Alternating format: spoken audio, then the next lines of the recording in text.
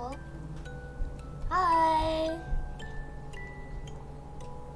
Yay! Okay. I'm super excited to play this. Let's see. I've been listening to this theme for like the past like, I don't know, like 30-45 minutes while I got stream ready. And bro, it's so good. It's so good.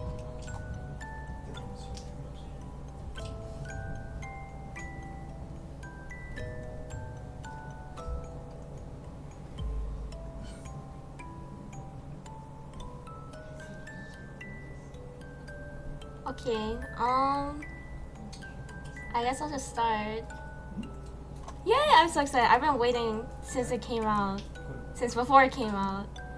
To play this. But I didn't want to play it off stream. Because I want my besties to see it. Working and liking. Yes! I will like it. That's a fact. I'm not gonna... There's no way I won't like it. Okay. Yay! Okay. Oh my gosh.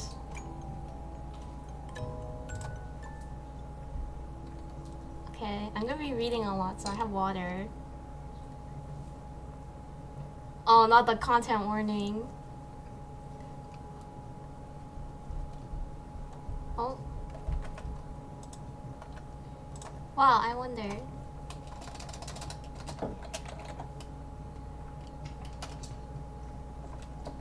Yes! Okay. Octavio's puppet show is about to start any minute now. Oh, it's so cute! Okay, wait, we gotta look at the background. Oh, wait, this is so cute! Oh my gosh. This is so cute! They have... This looks like his Octavio's 2.0 outfit. And then, are these freaking priest, like, Pope robes? Stop, that's so funny. Tavi, of course. Oh, this is so cute! The freaking cowboy hat. Okay. You stand in the wings of the ramshackle theater, peering through the red curtains. You can hear the crowd's whispers. Some are excited, some seemingly wary. There are a few new faces among them. The sight of them all makes your knees shake. You don't feel like you're in tip-top shape to perform right now.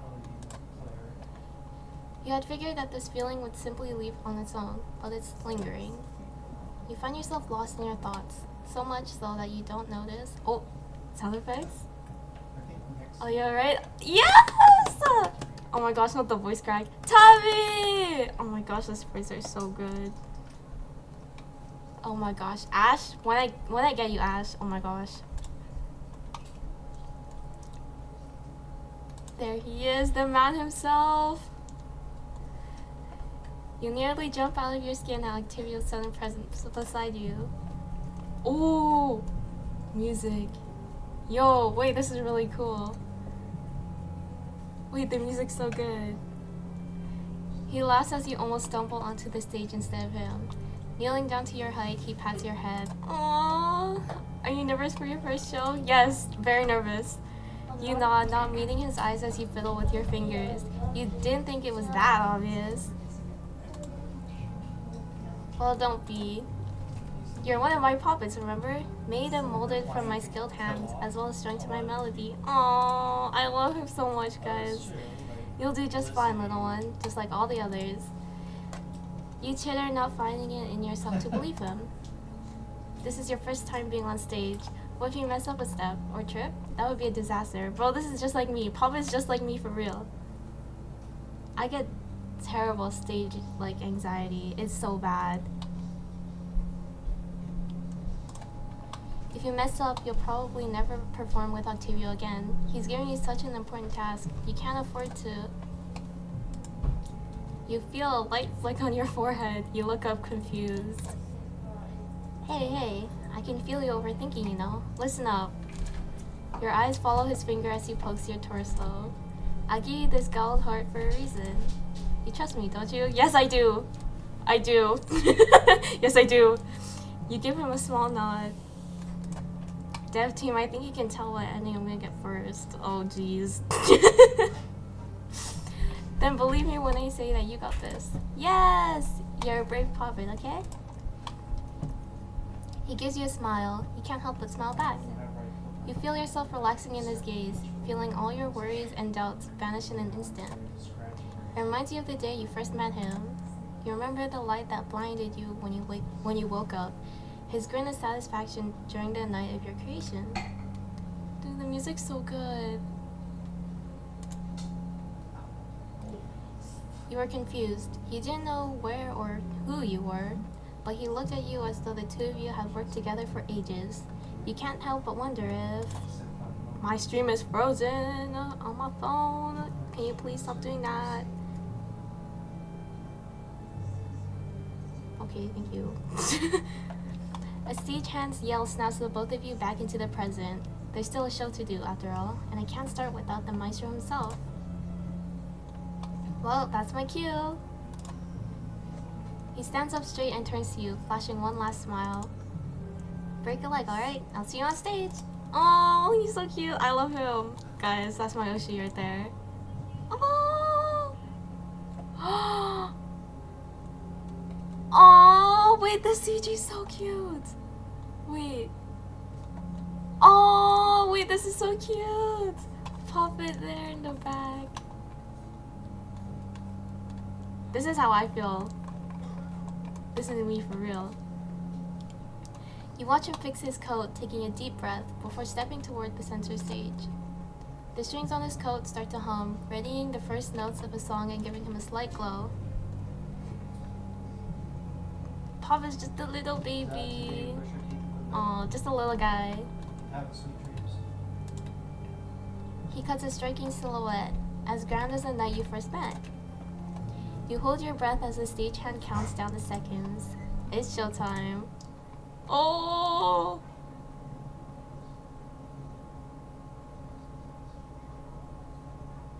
This is so cool.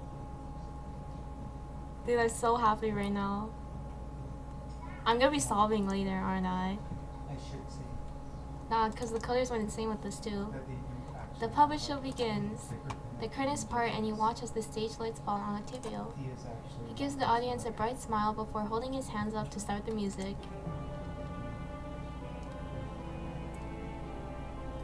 Oh my gosh! The music!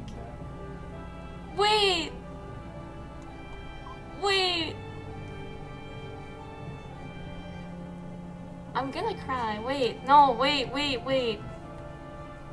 Music team clicked. They clicked so hard. Like 5-star full course meal. What the flip? Oh my gosh.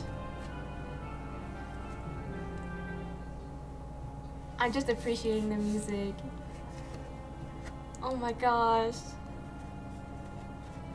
You watch as he waves his hand and feel the other puppets run past you onto the stage just as he commands. You can hear all the sound effects. You can hear the audience's excitement from the wings, erupting into applause as the show truly begins. It always amazes you how easy it is for him to perform so perfectly. Of course, you know that Octavio must have come a long way to be this good. You don't know why, but you feel like you also put lots of time into something worthwhile. Oh, the hinting. You can feel your brain picking at itself, trying to remember why. You can feel it settle on a place somewhere far, a place where one wrong move could make the house of cards crumble. Yo, that's a really good line. Who wrote this scene? Okay, I'm gonna look after. Writer, you clicked there. That line is really good. Somewhere beyond the first night you woke up. Huh. Oh, he's so cute! Thank you. Now, ladies and gentlemen, it is my greatest honor to present to you my newest puppet.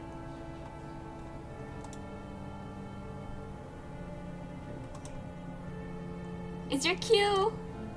Now, you mustn't judge a book by its cover. The heart inside this puppet more than makes up for their size, similar to how even a mouse can stand up to a voracious lion. Everyone, please greet them with a round of applause. You dutifully walk over to the center of the stage as everyone applauds. You wave eagerly to the audience, matching their smiles with a graceful bow. Oh, how's the volume, by the way? Wait, it's kind of loud for me. I love the music, but it's really loud. Oopsies. How's the volume on your... Volume's good? Okay. Did I read this line already? I don't remember. I just noticed the next one. Then you straighten yourself and hold your hands up as though you were about to conduct an orchestra. In case you don't believe me, I'll show you all just what I mean. Octavio clears his throat. Behold! With my baton, I will... The audience gasps as Octavio produces nothing but empty air from within his coat. Octavio only laughs as he looks around the stage. Oh my, where could I have placed it? Does anyone know? Sorry, Tavia, I have no idea what you're talking about. The audience murmurs quietly, some craning their heads to try and spot the baton themselves. The rest of the puppets look around inquisitively too, pretending that they don't know where it is. But you all do. Aha! Up there! Oh! Octavio points to the very top of the set. Your gaze follows his finger, where you see it dangling in front of the immense moon backdrop, his baton held up by a string. Well, since my new puppet is the star of the show here, Octavio turns to the audience, motioning to you enthusiastically. They will climb up there and get my baton themselves. Oh! He gestures to the loose path created by the rest of the set, along with the neat lattice of strings crisscrossing between them. You take a few seconds to catch your breath, to calm your nervous heart. You practice and rehearse this performance countless times, but even so, the idea of finally doing it seriously weighs heavily on you. As you clamber your way up the set, you're cautious with each step and hold on, guys. I'm dyslexic moment here. As you clamber your way up the set, you're cautious with each step and hold of the stage's bound materials. You can hear Octavio's voice from below, giving a running commentary you think you recognize from rehearsal. Look at them go. They're doing very well, aren't they? I'm not even using my strings. Which means, if they were to fall, they'd be in deep trouble indeed. Well, you should expect that. It greatly ups the stakes and certainly hooks the audience's attention even more. You feel pleased that everyone is entertained. But that feeling quickly vanishes when you reach the part of your performance where you failed the most. The baton dangles before you, almost as if it's egging you on. Is it just you, or is it closer than usual? Maybe you can do this without jumping for it. You shuffle closer, cling onto the set for support while one of your hands reaches for the baton. Swipe! You almost had it. Another swipe. Damn, now it's farther away. Okay, this time you've got it. Oh, you hear the slightest crack. Oh, the way the music goes silent here. Oh my gosh. Uh-oh. As you brace for your leap, the set piece supporting you suddenly lurches, and you slip. You feel the wind whipping your face as the crowd gasps, watching with bated breath as you plummet towards the ground. Uh-oh! But the sudden impact you're expecting never comes. Instead of the hard stage, you feel your body collide with a warm, gloved hand, Octavio's smiling face above you as you sit up. Just as you are about to apologize, you feel something long and thin land softly on your lap. You look down. Oh! This is so cute! It's the baton! You look back up at Octavio, confused as to how it even fell when you didn't manage to grab it in time. This is so cute! Aww! That's adorable! Not missing a beat, Octavio promptly smiles and takes his baton from your lap. Yes, this is the CG on the page. The itch page. Oh, I love the CG.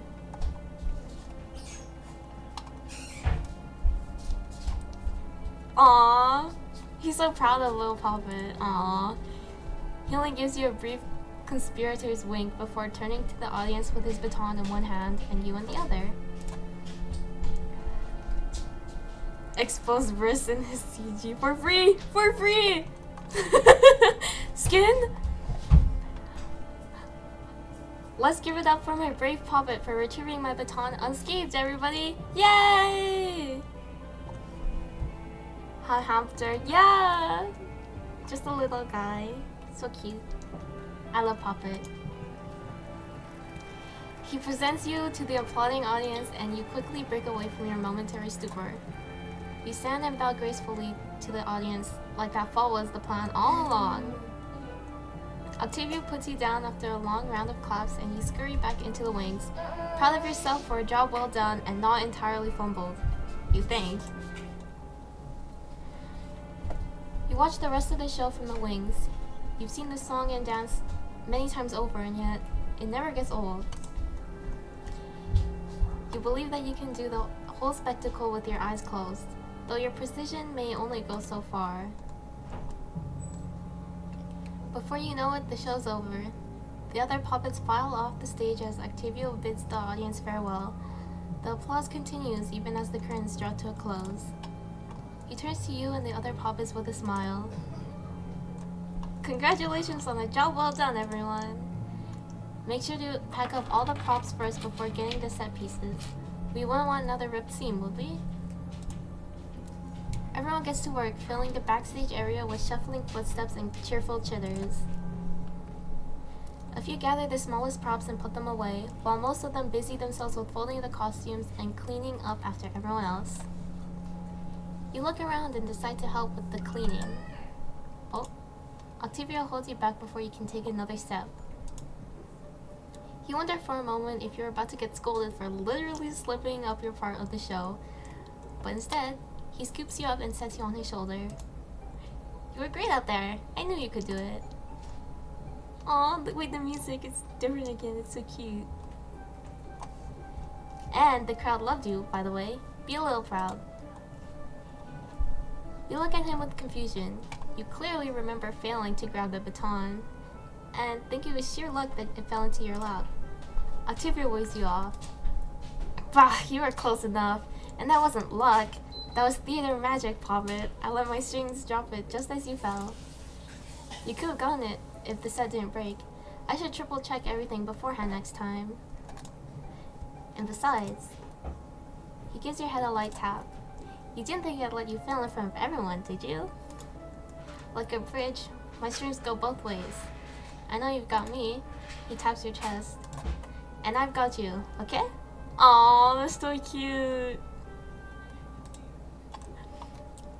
Tabby being wholesome. That's crazy. You stare at his finger for a moment before looking up at him and nodding. When he smiles, you hope he knows that you're smiling back just as brightly towards him. Aww, I love Puppet. Your conversation comes to an end just in time for stagehand's footsteps to reach your ears. They're probably here to tell Octavio that everything used in the performance is already taken care of. Ah, I almost forgot about the others. Aww, I love the CG too. It's so cute. He looks so happy. Octavio sighs as he scoops you into his hand and tucks you into his coat. It's a tight fit, but at least it's comfy. Feels cozy. It certainly beats being crammed into the scuffed jar back home. Stop, that's really funny. Oh, wait, I didn't finish reading that.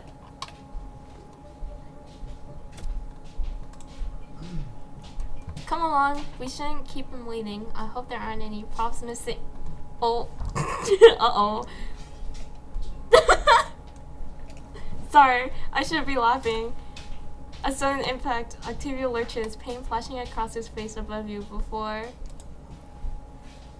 you feel him fall forward, body slackening against you. The back of your head hits the floor harshly, making your vision swim even in the darkness inside the coat. Bro got bonked too hard. You can feel Octavio's strings loosen their attachment to you as your world tilts on its axis, slipping further and further away. It isn't long before you lose consciousness. Wow, the music, bro, the sound effects. Oh! The text box is different? Wait, I didn't know it changed. That's so cool. That's so cool. Where? Familiar softness, fabric. Information greets you as you test your surroundings. Dull, nonsensical images float through your mind. Of course, you were with the maestro, tucked safely into the maestro. Uh-oh. Maestro, no! Memory surges into your mind along with a horrific realization. He got bonked. Instead of feeling the comforting presence of his chest, you feel what could only be the hard ground through the coat's pocket. Octavio's gone. Oh. Music? Yo, that fills me with dread. What the heck? What was that? That's so cool.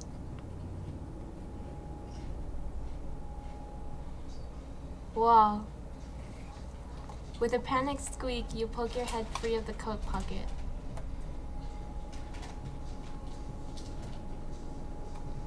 Wow! Background. Background. That's cool. That's really cool. The artist made it look so filthy. I love it. Oh! The flicker? Wait, this is so cool. For a moment, you think that you are still in the coat, but flickering shadows and a strange buzzing prove otherwise. Your attention is drawn to rows of freezers lining the far wall, and for a moment, you wonder if you have been brought back to Octavio's puppet theater. Yeah, this is definitely the theater. Definitely. No, it can't be. You would never get this filthy. That's what I just said that. Bro, I'm just Poppet. I'm Poppet for real. That just makes you panic even more. Why are you here all alone in such a foreboding and nasty place? Was Octavio secretly upset that you had failed your routine? Or had he gotten hurt? Oh no, Poppet, no! His presence through the strings feels strange, you realize. You need to find him. You must find him. Your head whips around the room, looking for any glimpse of... Oh! You see him. He's here! The CG! It's the CG!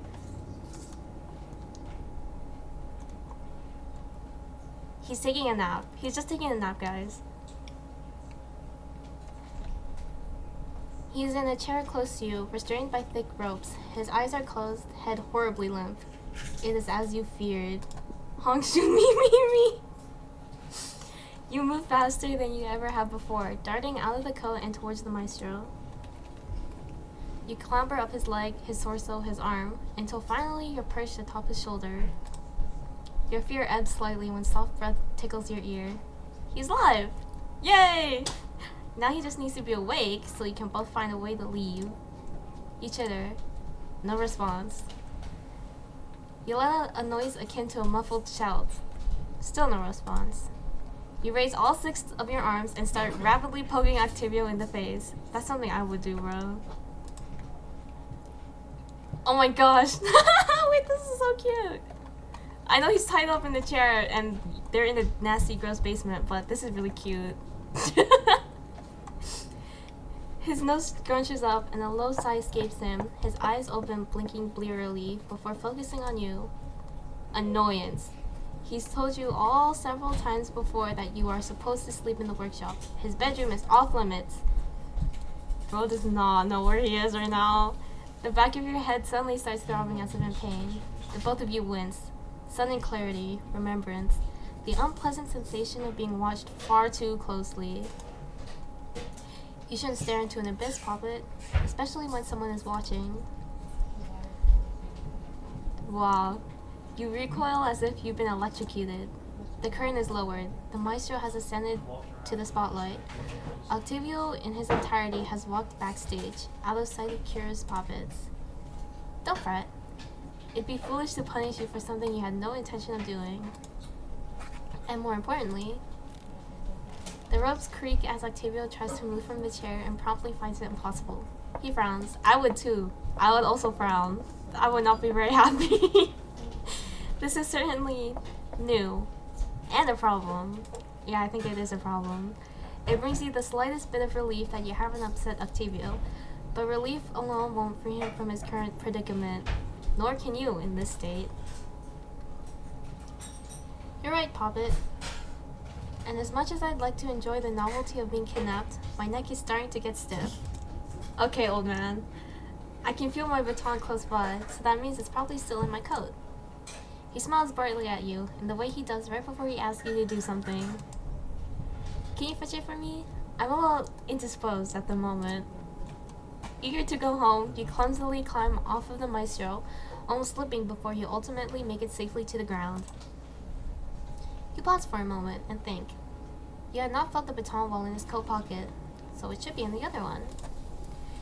You rush towards the coat, throwing the fabric over and plunging all 6 of your hands into the pocket in desperate search of the baton. And yet, for all your searching, when you pull your hands free, you only have Octavio's wallet and a handful of lint to show for it. You chitter, distressed. Of course it isn't here. That would be too easy. He's not very happy, guys. He's not very happy. His eyes close for a moment before reopening. I suppose I was right, in a fashion. It is close by, and that it is somewhere in this building. Octavio cocks his head, nose switching. Formaldehyde. Well, that's comforting. A hospital, then. Which would make this... It's morgue. Yay! How nice. He clicks his tongue. I don't recognize this particular one, though. A look you don't recognize crosses his face and leaves just as swiftly as it appeared. But for a moment, you swear you feel something akin to nervousness through the strings. Uh-oh. No, that can't be correct. Octavio doesn't fear anything. Does he? Now worried yourself, you deliberately... Oops! Guys, why am I so bad at this? Now worried yourself, you deliberately chirp at him in an attempt to get his attention. The likelihood is so low, and yet it would... He turns to look at you and gives you a... Guys, I don't know that word. Wan? Smile?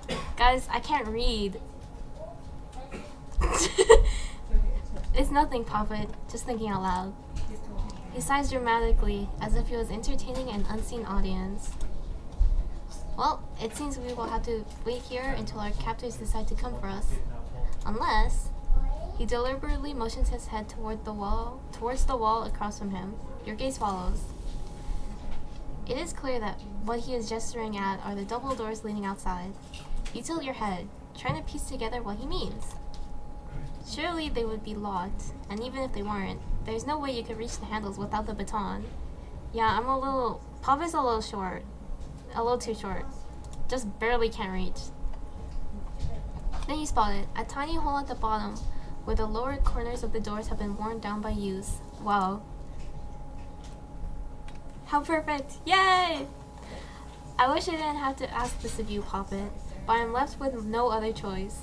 I need you to leave this room and find my baton in my stead. A moment passes as what he asks sinks into your head. Your reply is to squeal in terror at the prospect. Shh, it's okay.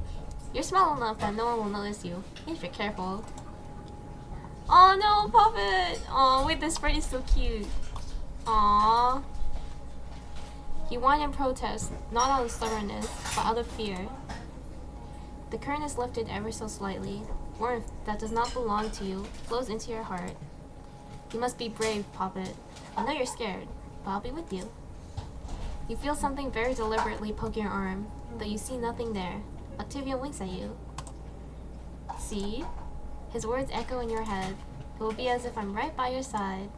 The knot in your chest loosens, only to get tangled once more when you see his face turn stern. I can guide you to the baton, but you have to promise me you won't linger. I don't know who brought us here and what they want, but I'm not asking you to find out. He pauses briefly. I'll handle everything once you retrieve my baton, Poppet. I assure you. The unreadable expression is back on his face, and the maestro has withdrawn his feelings from the strings. It is clear that there is nothing more to be done in this room. You give him a tiny nod and look at the door. Light filters through the gap, both inviting and foreboding.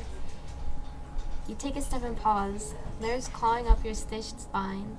You turn your head to look at Octavio in an attempt to calm yourself. Tied up and shrouded in flickering light and shadow, he gives you a small nod, but says nothing. You must be brave. You must be brave. You approach the gap, place your hands on the doors, and slip through. Mercifully, new music. Wait, this is good too. Mercifully, the outside room is not as scary as you had feared it to be. It's just that. A room. Yo, the music is so good. The music's so good. It kind of reminds me of Balatro.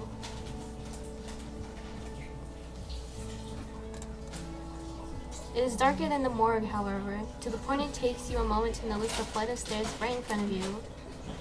OST release? No, for real. Please release it on Spotify. I'll be looping that. Your ears droop. Stairs. Of course, of all things. It has to be stairs. I hate stairs too. You have never liked climbing them, but there is no other option at the moment. Not the stairs. Okay, water break for me.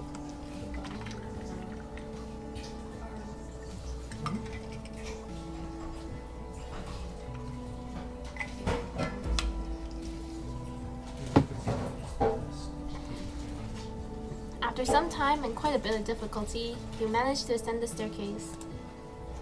Poppet! What's going on? You hope you can somehow convey the idea of horribly tall stairs to him through your mind.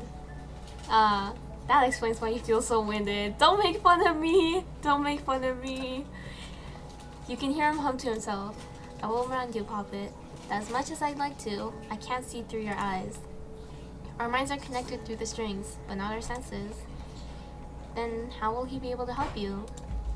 Pretend that you are painting a picture, but instead of paint, it is with what you see, and the canvas is made of your thoughts.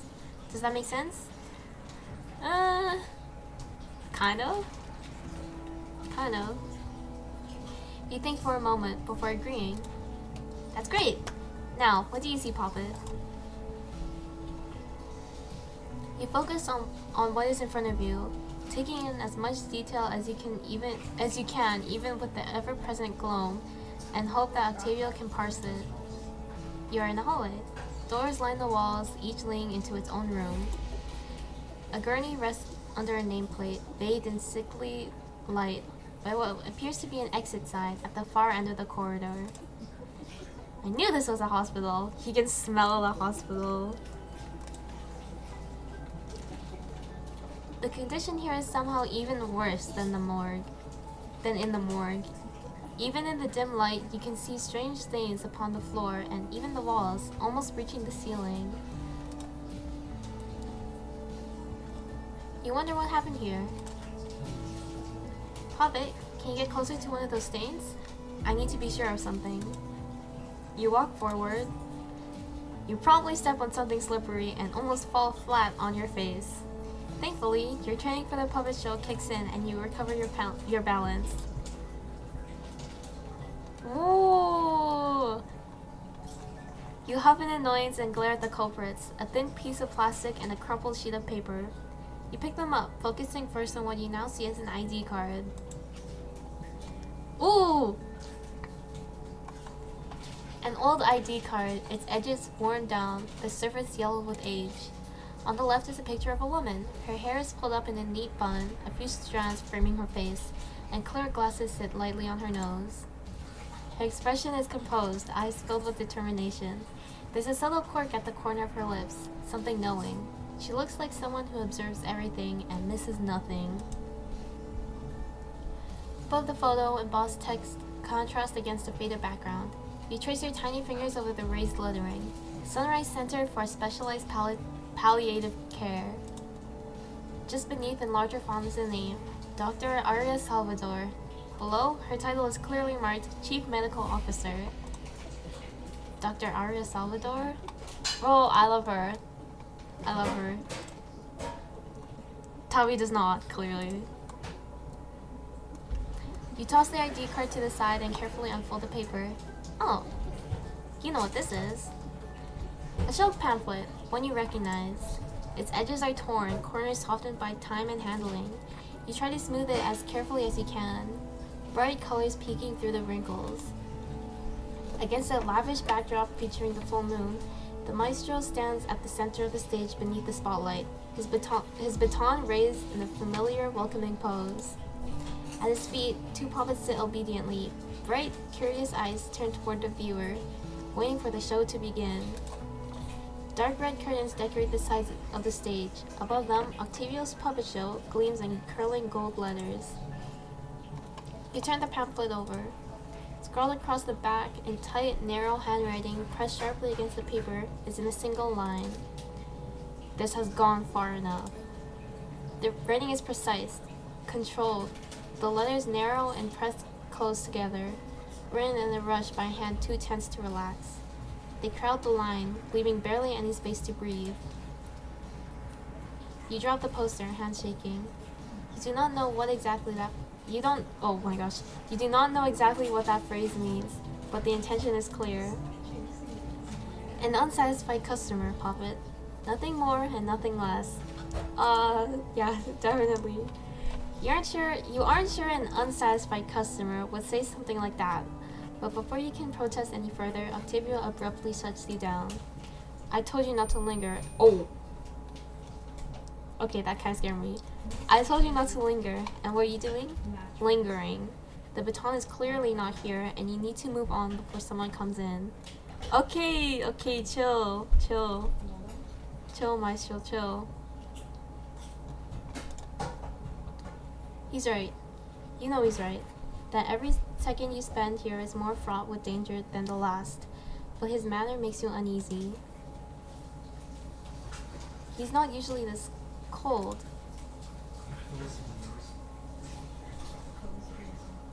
Why is my stream crashing out on my phone? Please.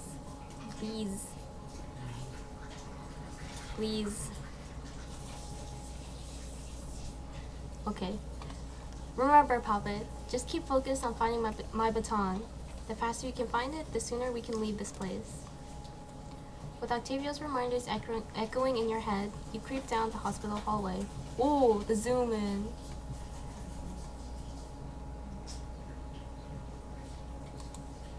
Oh! The quiet feels unnerving, the light of flickering fluorescent tubes above offering you little comfort. Yeah, I feel like that makes it worse. Shadows and silhouettes. Oh, oopsies. I guess we're saving here. Oopsies. Shadows and silhouettes dance in the corner of your eye, making you believe you are not alone. Wait, did something just groan? You don't want to stick around to find out, so you hurry, nearly tripping over the cracked tiles. Oh! Yay, proper lighting! At the end of the hallway, you find an open space with what looks to be an office. A tall counter surrounds several desks, with medical and office supplies scattered around. Oh, it's a nurse's station, so this place is still operating despite all the wear and tear. You chirp in agreement, wondering the same. Glancing around, you wonder if the baton is anywhere close by. I still can't feel it, but I suppose you ought to double check the place. Just keep it quick, and be careful. That warning serves little to ease your worries. You step closer to the station and find large red lettering painted on the wall. Sunrise Center for Specialized Palliative Care. Is that the name of this place? As you move closer to inspect, you're startled by the sound of footsteps. Poppet! Hide, quickly! You don't look, you don't think, you simply obey, scrambling for the nearest hiding spot. A medical trolley, sitting just outside the station. cutie. I see hints in the back. Trembling, you scare her up onto the lower tray and hide behind boxes of medical supplies.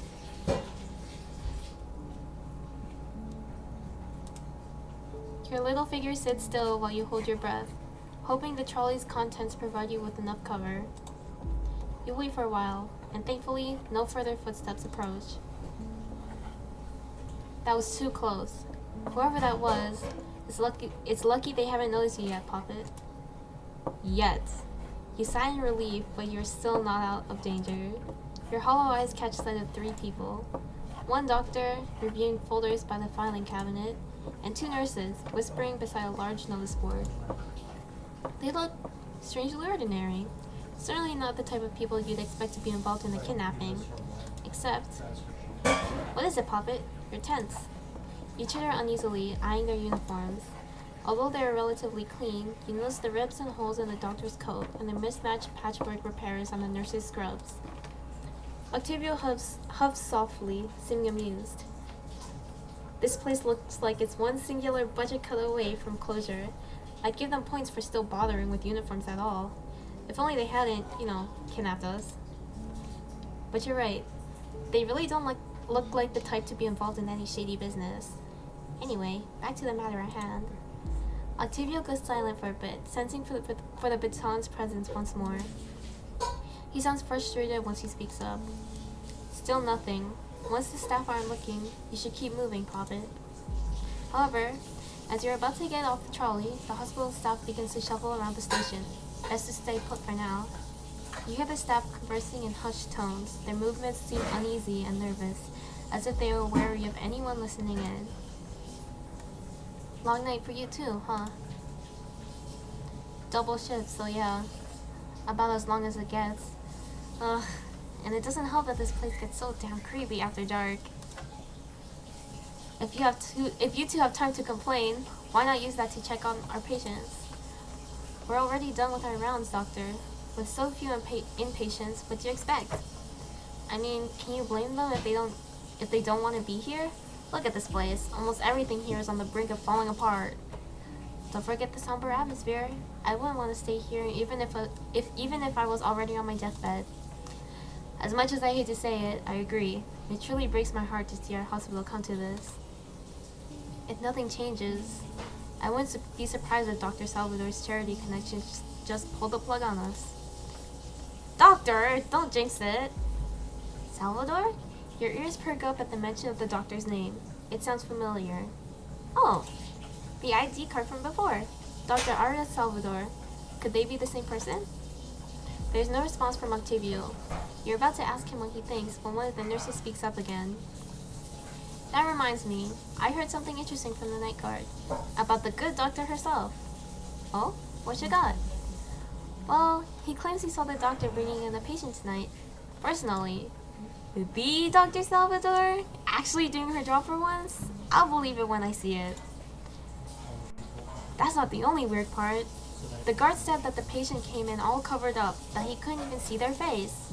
And instead of bringing the patient to the wards, Dr. Salvador hustled the poor soul straight to the basement. Uh-oh. Oh my gosh, the sprites. They're so expressive, I love it. Even for background characters. The basement?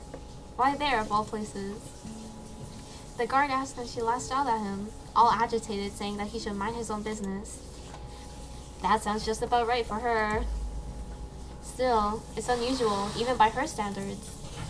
Look, at least it's a step closer to actual work than her being locked up in her office all day with all those conspiracy theories. I know, right? She used to care about this place, about her patients. But now Dr. Salvador is just lost in her own little world. She has changed, you're right. But considering, Oh, right. I forgot all about that. You watch as pity washes over everyone's faces. The second nurse looks guiltily at the floor. Grieving's just another part of the job, I suppose. But still, those two used to be so close. And with the stress of her position, anyone would be taking it badly. You're right. It's not easy to just move on, especially after losing your own. All of a sudden, a haunting sound. Oh,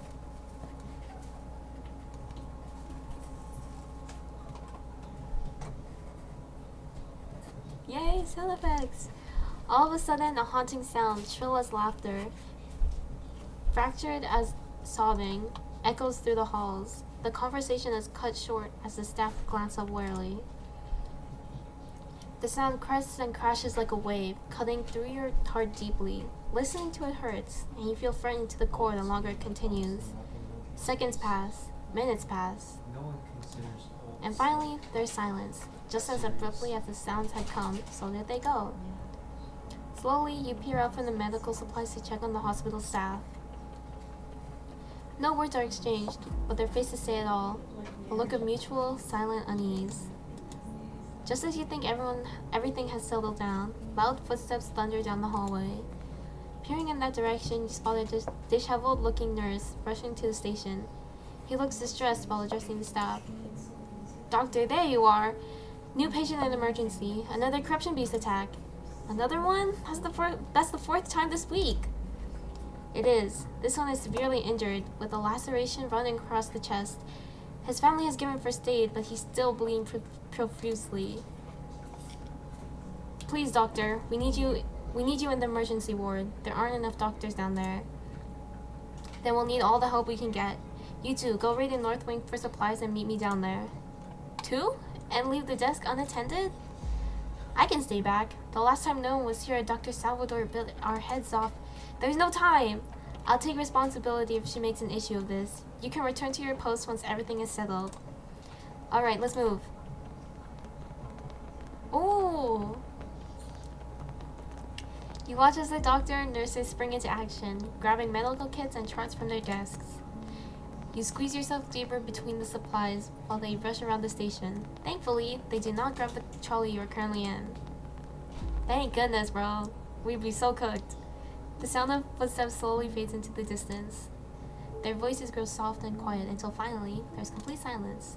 Your head peeks out from the medical tray, glancing in every direction to make sure you are safe and alone.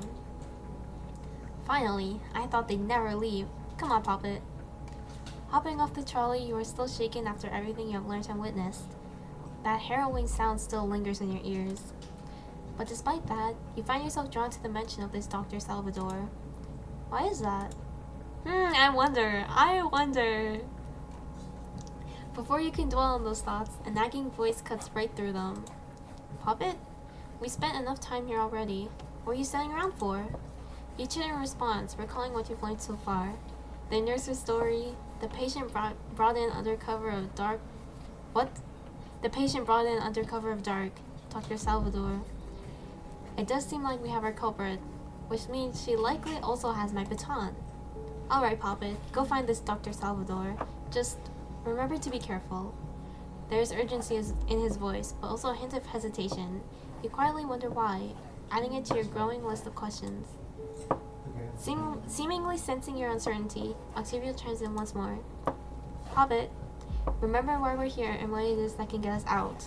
Come on, go before those people return. You gaze at where the hospital staff headed off to. No footsteps or voices hint at their return. Most likely, they're still preoccupied in the emergency room. Octavia was insisting you move onward, but your gut is telling you that there might be something of note to be found here. Perhaps something more about what's being done with the baton, or why Octavia was kidnapped? Surely it wouldn't hurt to have a quick look around, right? Yay! Point and click! Okay. If I remember, there's 6 spots? Okay, there's that. 1, 2. Door. Oh my gosh, the trash can.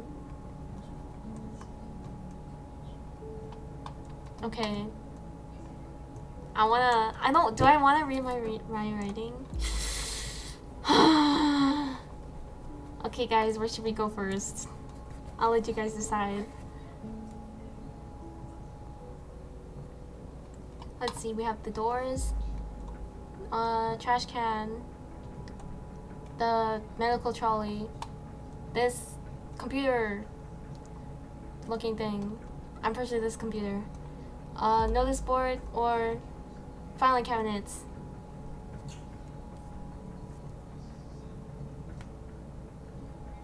Where should we go?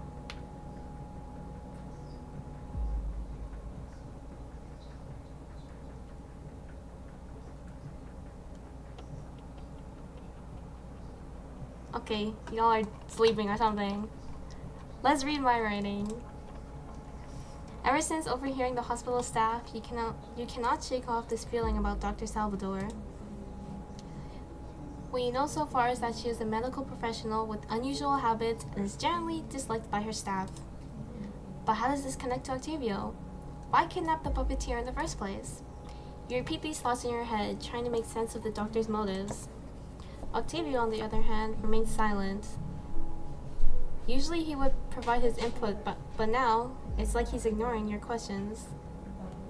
Why? Tabe, please. Well, if he's not going to respond, you might as well investigate it yourself. You continue roaming around the nurse's station until you find yourself in front of the filing cabinet. Aww. Aha! Oh, Papa's so happy. That's cute. If there's information to be found, surely the filing cabinet would have it. You gaze up and identify the labels written beside the handles. Finances, equipment, patients, personnel. You reach the personnel drawer and tug at the handle. It budges. Good. At least it's not impossible to pull out. Strong pop it. You huff and you puff and you pull on the handle with all your might. After a few more attempts, the drawer pops out. However, you miscalculate the final pull and you begin to fall backwards. Flailing your arms does not break your fall as you land with a loud thud. Squeaking in pain, you cradle the back of your head and massage the forming bump. Oof, that sounds like it hurts. You good, Poppet? Good? Your vision is full of stars, but at least Octavio's voice is crisp and clear in your mind. Well, if you can still joke like that, then I suppose you're just fine. If only you could send your glares back to Octavio. Once your vision clears, you get back up and check what you have pulled out. Oh! Oh! I heard the alert. Wait, I need to check. I can't see what it is. Hold on, guys. Bobby! Hi! Thank you for the follow. I'm about to read my writing. This is kind of crazy. Beside the pull drawer, a stack of bound papers catches your attention. It must have fallen from the drawer when you pulled it out. You reach for the item and begin inspecting it. Oh no! Oh jeez! Oh my gosh! You find the stack of worn pages in a state of disrepair, edges ripped and dirty plastic binding chipped and cracked from years of use. There's a crumpled, faded sticky note on the cover, which specifies the document to be for in-hospital reference only. Why am I struggling to read my own writing? This is terrible. It won't hurt to take a quick peek, would it? The bottom corner in front of you reveals the document to be compiled by Arya Salvador, Chief Medical Officer. You recall the name from both the nurse's conversation and the ID card you found not too long ago. Who wrote this? Stop! Stop! Stop! After a small struggle with a comparably large booklet before you, you manage to read the journal's title, Treatment and Management Guidelines for Patients with Records Corruption. You read the title twice over, sensing a thought just out of reach, before the feeling vanishes. Whoa, foreshadowing, whoa, that's crazy. Oh my goodness. As you flip through the meticulously typed pages, you find details on the ailment, complete with various symptoms and their respective treatments. Loose photographs between pages depict examples, showing close-up images of peeling skin and brittle, blackened fingernails in full color. Aw, not full color, guys, please, we don't need that much detail. Can they even afford color printing? That's crazy. You only glance over the text, reminding yourself in the back of your mind of your purpose here. Still, a few short phrases catch your eye. Symptoms in patients at stage 2 may include deformation of limbs, blackening of veins, occasional paranoia. A few pages bear scribbled notes, some in jagged, hasty letters, and others in neater, rounder writing. Regardless, smudges, stains, and tears render the text mostly illegible. You spot the occasional hypothesis on a potential cure, but all are scratched or scribbled out, almost like others in the hospital will oppose to such a notion. From what you can understand, records corruption is viewed as a terminal illness. The hospital focuses solely on relieving the physical and mental suffering of its patients. You can't help but feel bad for both the ill and staff alike. Having to constantly be surrounded by such grim conditions can't be easy. Nevertheless, you continue to flip through the journal, remembering your objective. Wow, I wrote a lot. What the heck? This is really long. As you near the last few pages, a section of highlighted text draws your attention. Regarding treatment, due to the frequency of dangerous and unpredictable behavior at this stage of progression, Stage 4 patients must immediately be transferred to the appropriate ward room. Treatment must only be administered by Dr. Salvador in conjunction with attending physician to ensure the safety of both patients and staff. You notice the words attending physician have been written in block marker over a typed name, but you cannot make out the original text. Ooh, okay. That was changed, but I like that. That's cool. Failure to adhere to hospital procedure poses a risk to patient well-being while also exposing staff to the danger of contracting similar symptoms. You remember the nurses earlier, how they rushed to the patient's entire routine. It seems that your initial impression of records corruption was an underestimation. You take a moment to commend the staff for their professionalism, even in this rundown hospital, forgotten with the passage of time. You think for a moment what a miracle it is that none of the staff seem to have fallen victim to the corruption. Octavia's voice snaps you back to reality. You close the journal before you get absorbed into its contents once again. So these are the guidelines this hospital follows for treating patients with records corruption. Very detailed guidelines, but the further you read into it, the more these terms start to make sense. Although, isn't this supposed to be the first time you've heard them? There's this strange sensation in your mind, like it's deja vu. You don't understand why that could be. As you continue reading, you hear Octavia give a thoughtful hum. Records corruption is not to be trifled with. Can it be considered brave or reckless of them to put their lives on the line? You surprise yourself when you give a solemn answer. Yes, you do think they are brave people. They're doing their duties despite the many risks of records corruption, after all. At least these people are here to help those in need. Octavio goes silent.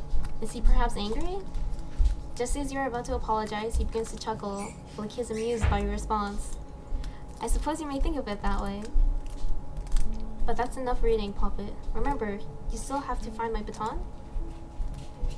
Alright, the mission. You did not expect to get this drawn into reading about the medical guidelines, but it is still a worthwhile find. You did learn a thing or two about Dr. Salvador and her role in this hospital. You return the journal to the drawer and push it back inside the cabinet. Best to make it look like nothing's out of place. Hurry up, before their staff come back and catch you here. He truly is an impatient puppeteer. You chitter in annoyance and stomp away from the cabinet. As you leave, the world still feels like it's reeling. You're not certain if it's because of the bump on your head or the information overload you just read. Okay, VA. Okay, Snotshot 12. Okay, hi.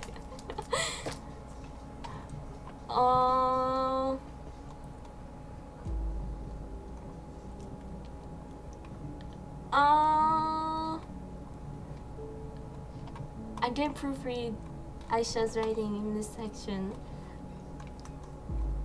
so I kind of remember. I don't know, I have bad memory, so I don't remember all of it. I want to do the trash can because it's funny. I'll play for the endings later. Really? You still want to stay here and take a look around? We can figure this all out later, Poppet, after you find the baton and free me from this basement. Yeah, sorry, bro. Even with him snapping at you, you stand your ground and stick to your gut feeling that there is something to find in here.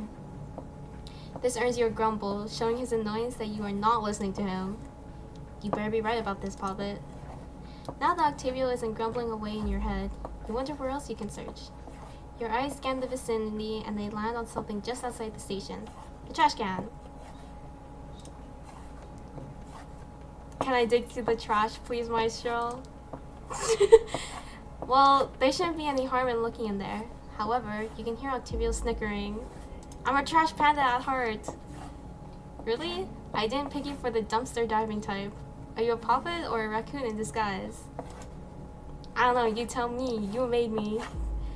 You can't help but chuckle at his ridiculous remark. Of course you're a puppet. Unless he added some raccoon traits during your creation? Who knows? In front of the bin, there is a pedal to step on. Attempting to step on it only opens the cover halfway. It takes several jumps until you are able to push the pedal hard enough to keep the lid fully raised. Climbing up, your hollow eyes scan the bin's contents with interest. No foul odors or sharp objects, thankfully. Slowly, you'll lower yourself down and slide into the bin to inspect what you may find. Amidst the trash surrounding you, a piece of crumpled paper catches your attention, mainly because you recognize the name of a certain doctor on it. Dr. Salvador? Why would that be in the trash? Oh shoot, there's an item in here? I actually forgot that. I was just trying to be funny.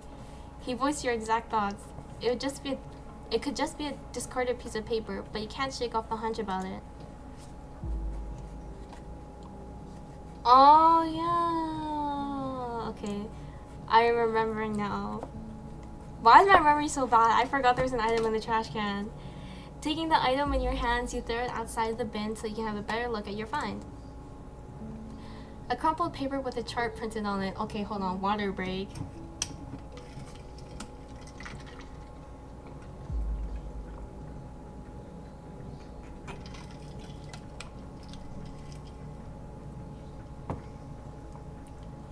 Okay. A crumpled paper with a chart printed on it.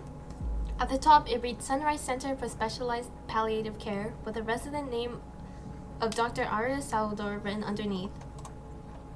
You wonder if it's a hospital check-in form, but the wrinkles from being thrown away make it difficult to read. You try to smooth out the paper and keep looking. There's a list of names, none of them familiar to you. Descriptions of personal attributes such as age and ailments blur together the further down you read. The one thing that stands out is a repeating phrase in the far right column. Evacuated from corruption outbreak site is written for every patient listed, with the majority of the entries marked with an asterisk. You turn the paper over. The asterisk marks the beginning of a small note in the center of the page. The handwriting matches the chart on the front. You manage to read it, despite the mess of creases that spiderweb across the paper. Ooh, I like that. I saw him again. He's never close enough for me to get a good look, but I know it's the same person. Who wears a suit in the middle of the desert? And casually approaching the beasts, too. It doesn't look like he fights them, but there's something going on. It's neither fear nor foolhardy bravery. I can't think of any reason for his actions.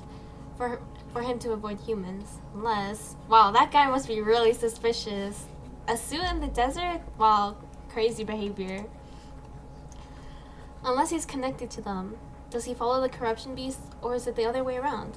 Why would he get so close if he wasn't involved? It feels ludicrous to even consider, but could he be causing the spread of the corruption himself? I need more data. Your fingers slowly follow the text on the patient's log, reading the doctor's observations and her train of thought. And then, her theory in the end? The opulent, autochtonic, and operatic puppeteer, Octavio. The source of the corruption? Your brow furrows in deep thought and concern, wondering if this holds water at all. Oh, I just realized I should have saved. I should have freaking saved at the point and click. Oh my gosh, I fumbled so bad. Okay, well, whatever. I got too invested, I forgot to save. Oh my gosh. You witnessed him perform on stage and how he made corruption beasts submit to his absolute control. But never once did he mention to you or your fellow Papas that he is responsible for the corruption, or even more so, the spread of it. And if it were so, he would have mentioned something, right? Right? Your head is starting to hurt from piecing together all this information.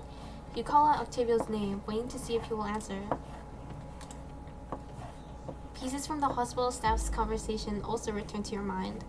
Something about her and conspiracy theories? Yeah, this is one crazy conspiracy theory. Surely her theory is simply that, a theory. Oh my gosh, I skipped a word.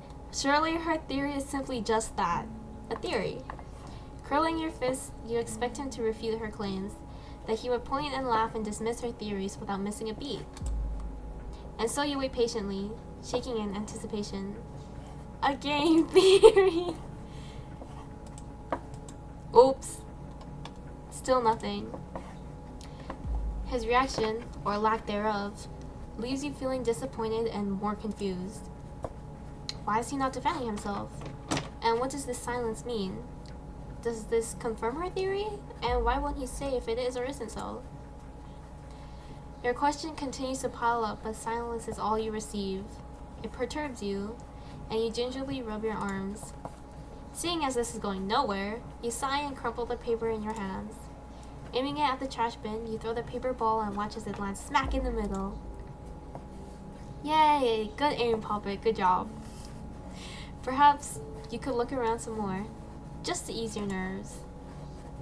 Deep in the back of your mind, you believe you hear a soft hum of acknowledgement from your puppeteer. There are no jump scares, right? I don't think so. I don't remember.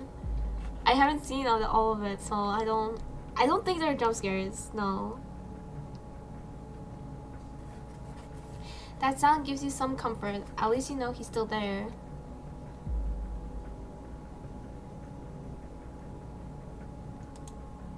Oh, what did I click? Hold on, give me 1 second, guys.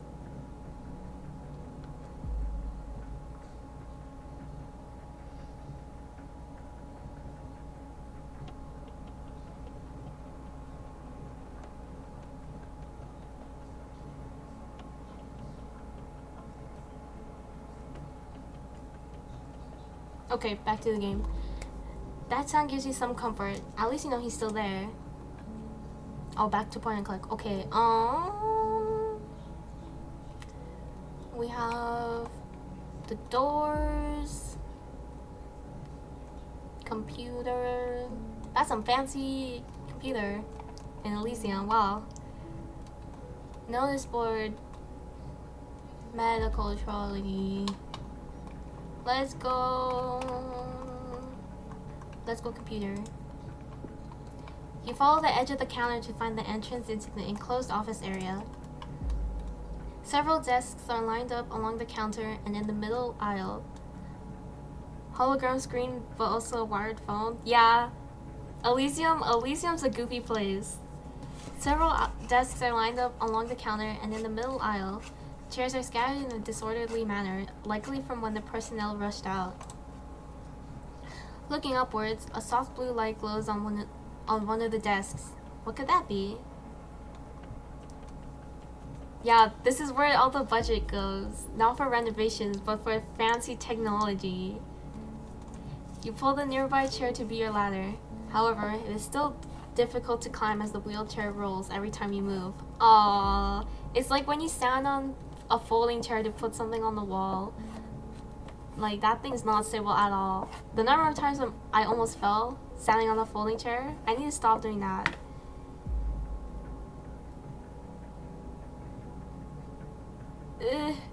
Wait. Oh my gosh. Help! Can this thing, like, let me... My phone is bugging out. Hold on, guys. Give me 1 second. Give me 1 second.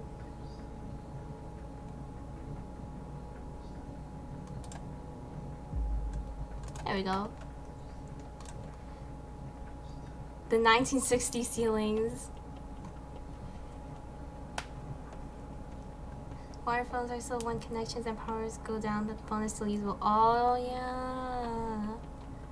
See, they're being smart. No guarantee that power hooking up those fancy screens is stable. True, very true. You pull the nearby chair to be your... Oh, I read that already. Finally, you reach the top of the desk and take a look around. Stacks of paper, binder folders, and a mess of stationery are strewn around you. Somebody Somebody definitely needs to organize their desk. It's magic. Yes. Super magical.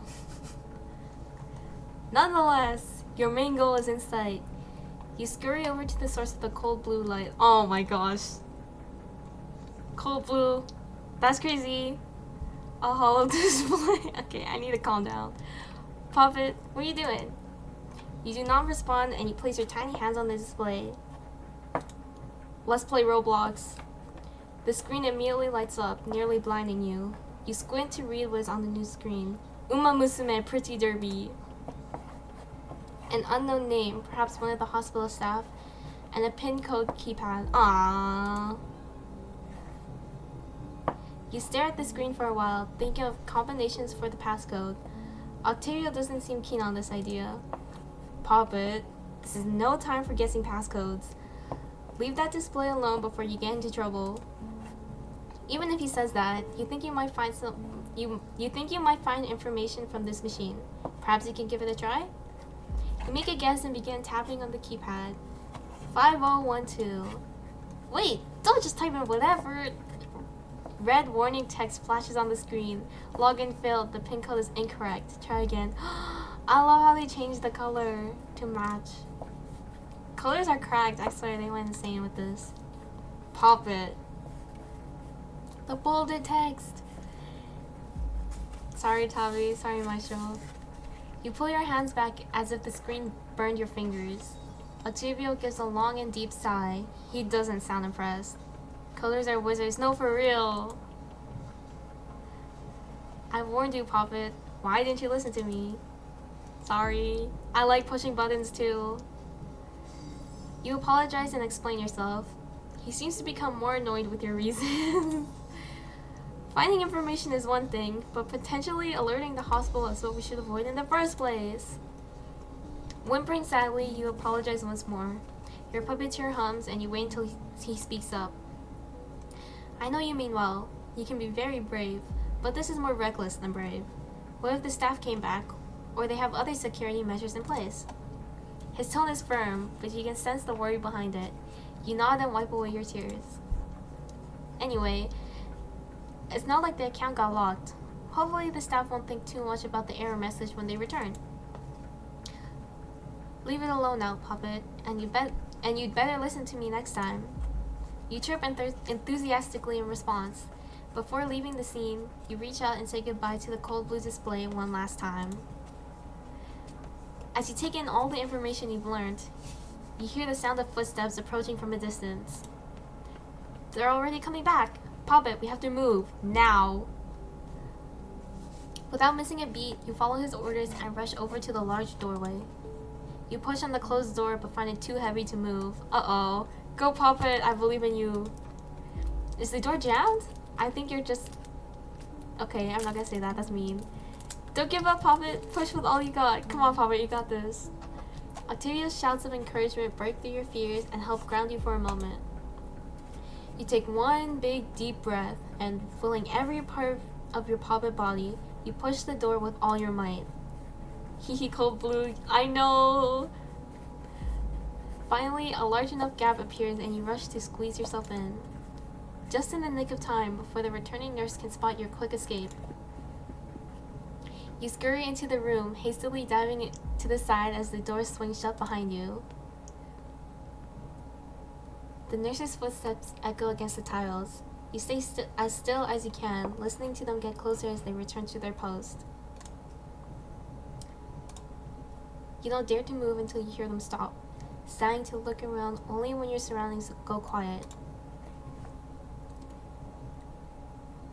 It looks to be a ward of some sort, though there's something about this place that feels off. It's much darker here than in the hallway. The fluorescents seem to work fine. The ones that are turned on, at least. Wait, I want to look at the background. Yo, that's so cool. The glitchy effects around the room is so cool. Wait, there's so many details in here. This is crazy. Wait, I love that. Many of them seem to be left off intentionally, leaving the stretchers lining the walls cast in dim, cool light.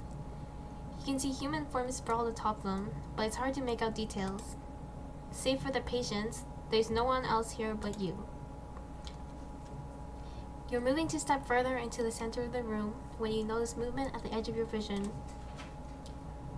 That's so scary. It's scary on purpose.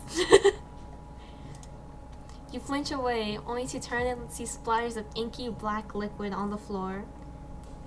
Ew, I would hate to step in that. That would probably stain my socks or something. There's the sterile, stinging smell of bleach hanging in the air. Whatever this is, it's fresh. You wonder if this was the source of the movement you saw. Did something drip into it from above? But then the fluid's stark borders twitch. Ew! That's kinda gross. It's almost a spasm, as if it's alive. A brief flicker of prismatic color against the darkness. The shifts are unnaturally sharp, jolting from the rounded edges that have settled into the grouts between the tiles. It flickered, like a glitching hologram display, a decidedly unnatural trait that sets your body alight with anxiety. Uneasily, you look at the smeared trail leading off from it that creeps up the nearest wall, then streaks across the door. You turn slightly, seeing where the floor at the doorway is speckled with it. How close did you come to touching it, or accidentally stepping in it? Aw, gross. Pop it, stop. The more you notice, the heavier the atmosphere in the ward becomes. It's everywhere. Ooh, music! That's so cool. It's as if an inkwell exploded, leaving jittering ichor in its wake. What the flip? I cannot read. In its wake. A bunch of it pooling underneath the stretchers. Ooh, this music's good. The curtains drawn between them have little fabric that is neither torn nor stained, struggling to give some weak degree of privacy. The patients themselves are indistinct, obscured, aside from the vaguely human silhouettes sprawled over the mattresses. Wow! That's so cool! Dude, the coders actually did insane with this. Oh, okay. You approach one of them timidly, peering into the shadows. A clawed hand grips the mattress, with contorting fingers bending in ways you're certain human hands are not meant to do. The skin looks stained, similar to the bile you've been seeing, clawing up the arm in the form of inky black veins. I bet those bodies aren't human. They were. Shivering, you back away, not finding the willpower to look any closer. As if it'll soothe your building unease, Octavio's voice rings clear in your mind. Puppet? Where are you? He sounds concerned and of little comfort to you, confused. And why am I sensing so much Beckett's corruption there? His voice trails off in thought. You turn your attention to one of the largest displays of the glitching ichor, painting the wall behind one of the gurneys. Your vision falls to the mattress, or more accurately, the body lying prone on it. Their arm hangs off the side of the bed, ink drenched with corruption like the rest of the room. Below the elbow, the arm is split, the ulna and radius forking apart like antlers and ending in splintered, gnarled fingers. Oh my gosh! That's crazy. You turn away from the grotesque sight, hearing Octavio's faint hum in your mind. It's a familiar sound from him. There was a question on his mind, and now he's come up with an answer. I don't expect you'll find the baton here, Poppet. Though with this much corruption, it would be hard to sense anything other than that. You cheer to yourself, standing up a little straighter. If you can't be certain, then you'd need to stop. Ooh, the sound effects. Octavio's command cuts through your mind, sharp as a blade's edge. It's enough to make you pause. That wasn't a suggestion to go rummaging around, especially not in a place with so much corruption. You need to focus on finding the baton, so no more of your little... He pauses like he's toying with the best tactful word to use to describe your recent behavior. Adventures. It's not safe, and not to mention a waste of time. You hesitate, teetering with uncertainty about how he could be so sure it wasn't here. After all, He just admitted to not being able to feel much through the corruption at all. Octavio clears his throat at your reluctance. You can find another way out of that room, can't you? I could feel your desperation to leave the moment you set foot inside. Your gaze falls on another set of swinging doors across the ward, barely hanging on their hinges. You ought to try that way. The baton must still be somewhere in this place. Perhaps on an upper floor?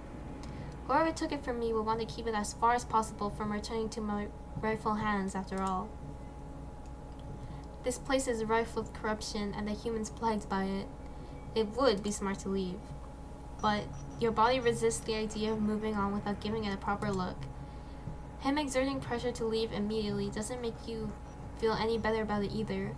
And why has he been so dodgy about your discoveries? Placing down your puppeteer's word, is that something you, one of his loyal puppets, should be doing? You still feel Octavio's nagging presence in the back of your consciousness as you try to find what is left of your withered resolve. Despite his insistence on leaving, or perhaps in spite of it, you look across the ward for any clues to where the baton could be. Oh, point and click already? Okay. Okay, that. Okay. Shelves, doors. Oh my gosh. That's tiny! Okay, the curtains, window. That's it? Okay. This is tiny! I can see why so many people missed it. Okay. Most of the bedside tables in the ward are bare. Easier to keep clean, maybe, or safer not to have anything there that could be knocked off.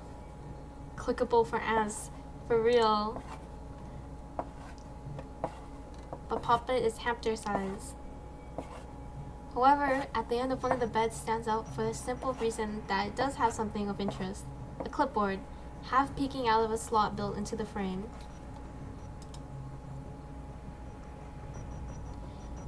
If it was something important, it wouldn't have been left here so carelessly. Curiosity gnaws at your mind regardless as you approach. It hangs too high for you to grab easily, maybe if you jumped, but the memory of your earlier performance makes you hesitate. There's no puppeteer to catch you if you fall, and knocking the clipboard down could alert the nurse outside.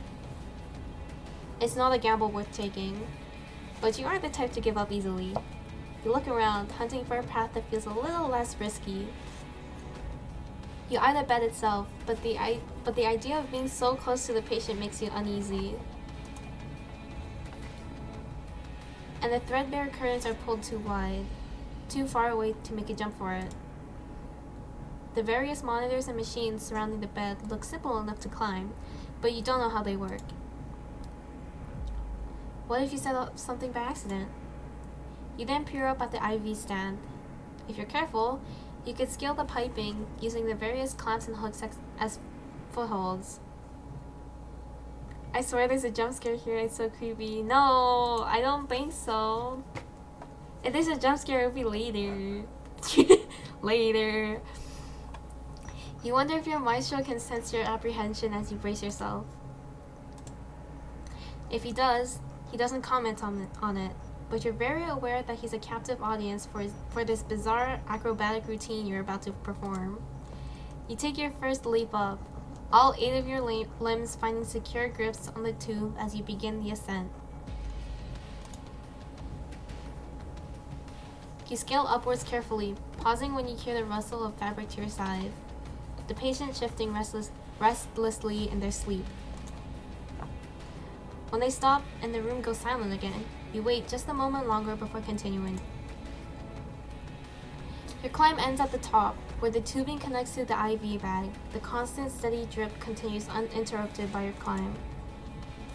The clipboard is in clear view from here, and the arc of your leap down seems doable. That's a huge jump, though! Though the threat of you missing and hitting the ground, or worse, knocking the clipboard to the floor.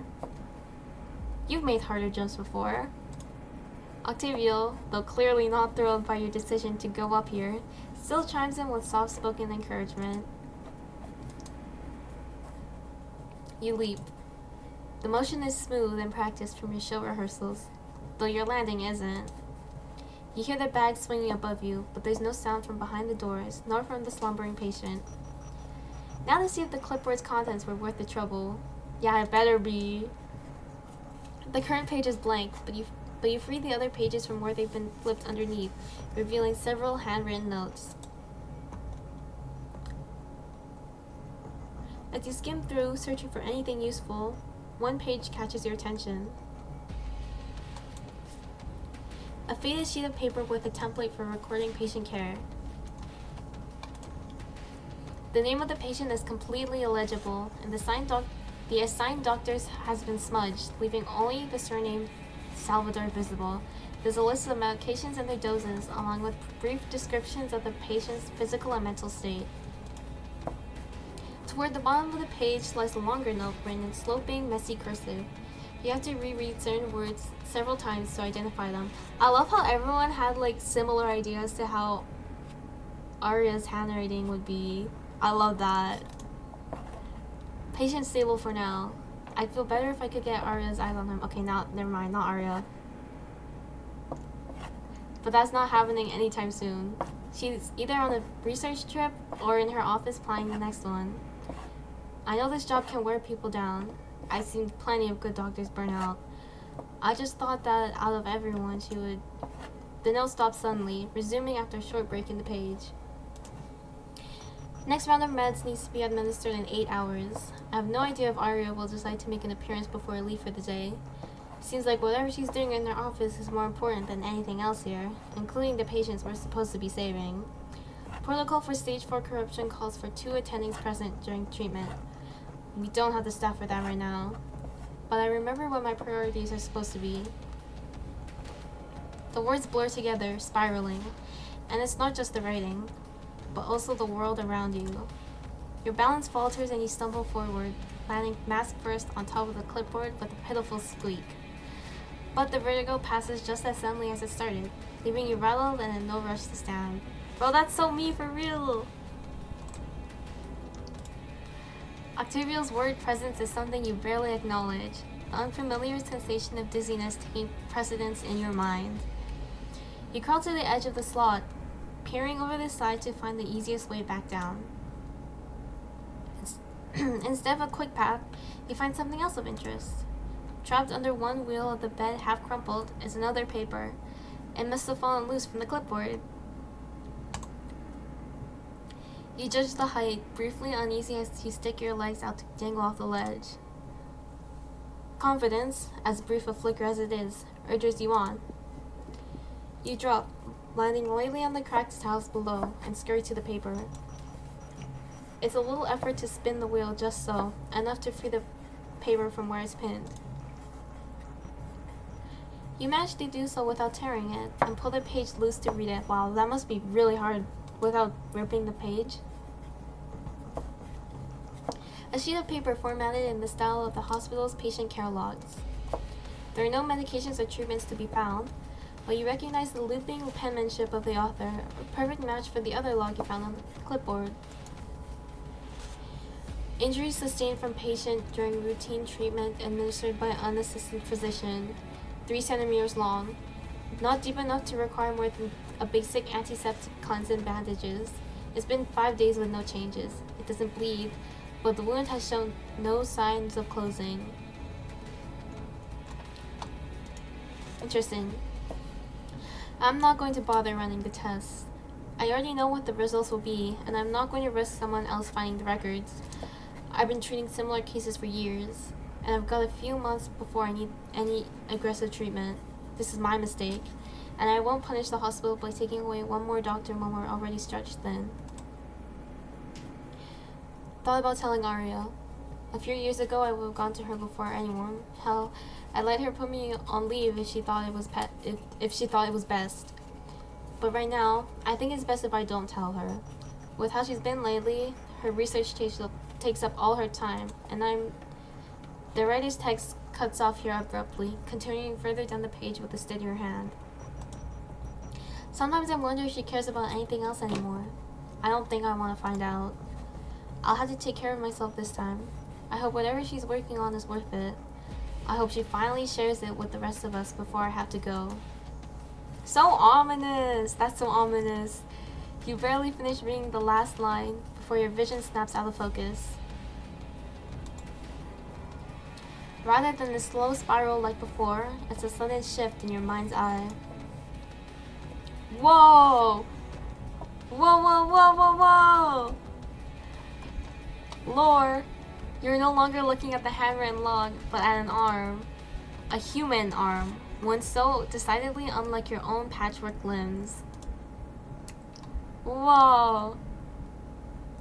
At the center of the forearm is an open wound, small and bloodless. Oh, that looks like corruption right there. The typically red trails of an infection are instead a deep, bruised purple under the skin. Some part of your galled heart stings with recognition. Corruption. Then the vision is gone. You're looking at your own thread and fabric arm, trembling fist gripping the paper. You're trying to make sense of it, the sudden vision you had, the dizzy spell before. But Octavio's voice snaps you from your thoughts. It's nothing, Poppet. Don't dwell on it. If it isn't bringing us closer to finding the baton, it's just a distraction. His tone is abrasive at first, and then softer, but still firm as he fine-tunes the harshness of his voice. A note from some begrudged employee isn't going to bring us any closer, now is it? It's hard not to think about what you saw despite his insistence, the vision reverberating in your mind. You finally loosen your grip on the paper, letting it flutter to the ground where it lands in a pool of corruption. Aw, gross. Why would you let it fall in there?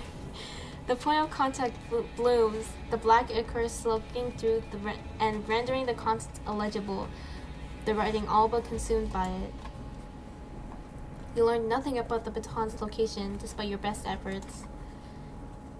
And what you did learn has made you feel worse rather than better, leaving a knotted feeling like tangled threads in your core. With more questions than answers, you step away from the now ruined paper, addled. I just realized I forgot to save before this point and click again. I need to stop doing that. I need to stop. Oh my gosh. You return to the center of the ward, pausing just long enough to collect yourself. There's no true reprieve from this situation, but it's something. Oops, did I miss something? No, okay. I thought I double-clicked. Are you satisfied now? Octavio sounds more annoyed than before. The baton isn't here, as I told you. You stubbornly scan the room despite his annoyance. One of the puddles of corruption flickers violently in your peripheral vision. You shouldn't linger, Poppet. Especially not in a place like this. There's too much records corruption. He sighs. You feel it more than you hear it. A plucked cord of weariness. I can't very well guarantee your safety from here, can I? His pointed words are a reminder, not a threat. You shiver, knowing you ought to finish looking around quickly or move on. Okay, let me actually save this time. My goodness.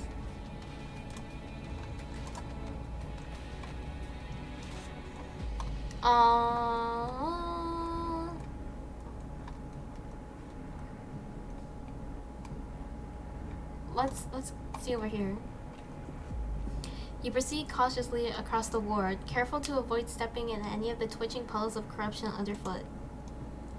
The curtain before you remains largely intact and undamaged, drawn shut and concealing the patient within.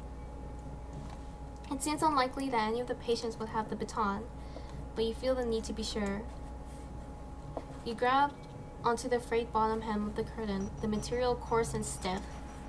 You're too small to push it aside, and even if you could, the sound of the rusted metal track above would risk disturbing the patient. Oh, those are some nasty curtains. Going under is your best option, though as you duck underneath, you realize the curtain blocks more of the lighting than you thought. It's nearly impossible to see who or what is on the mattress, but you can hear their faint, raspy breathing in the dark. The bed creaks as the patient stirs. They wheeze and cough, seemingly strained by the exertion of the motion.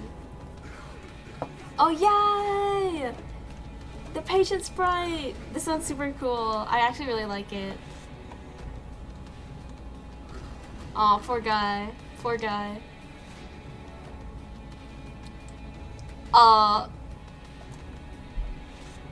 I have no clue how I'm supposed to voice that, but it's as if the corruption has even infected their voice, gasps laced with static as their body contorts in some feverish nightmare. You want to sleep already? Bro's going through it all. I know, poor guy. You recoil, stumbling back through the curtain and falling to the ground. Yeah, I know, I'd be jump scared too. What? Puppet, what is it? What did you see? Octavia's concerned voice bleeds into your mind. Are you alright? I don't think Puppet's alright. Even his normally calming presence isn't enough to fully dissuade your fear. You push yourself to your feet slowly, conscious of the noise the curtains made when you fell through. Octavia goes silent. So do you, listening intently for any sign of movement from the patient. You wait, tension in your body pulled taut, primed to run. But there's nothing. Just a faint crackling of the patient's breathing. Your fear lingers regardless. You're okay. He sounds like he's trying to convince you of your safety just as much as he's trying to convince himself. Haunted, you turn from the curtains, though you can't help but cast a nervous glance back at them. And again a few paces away, just to be sure. You're no closer to finding the baton.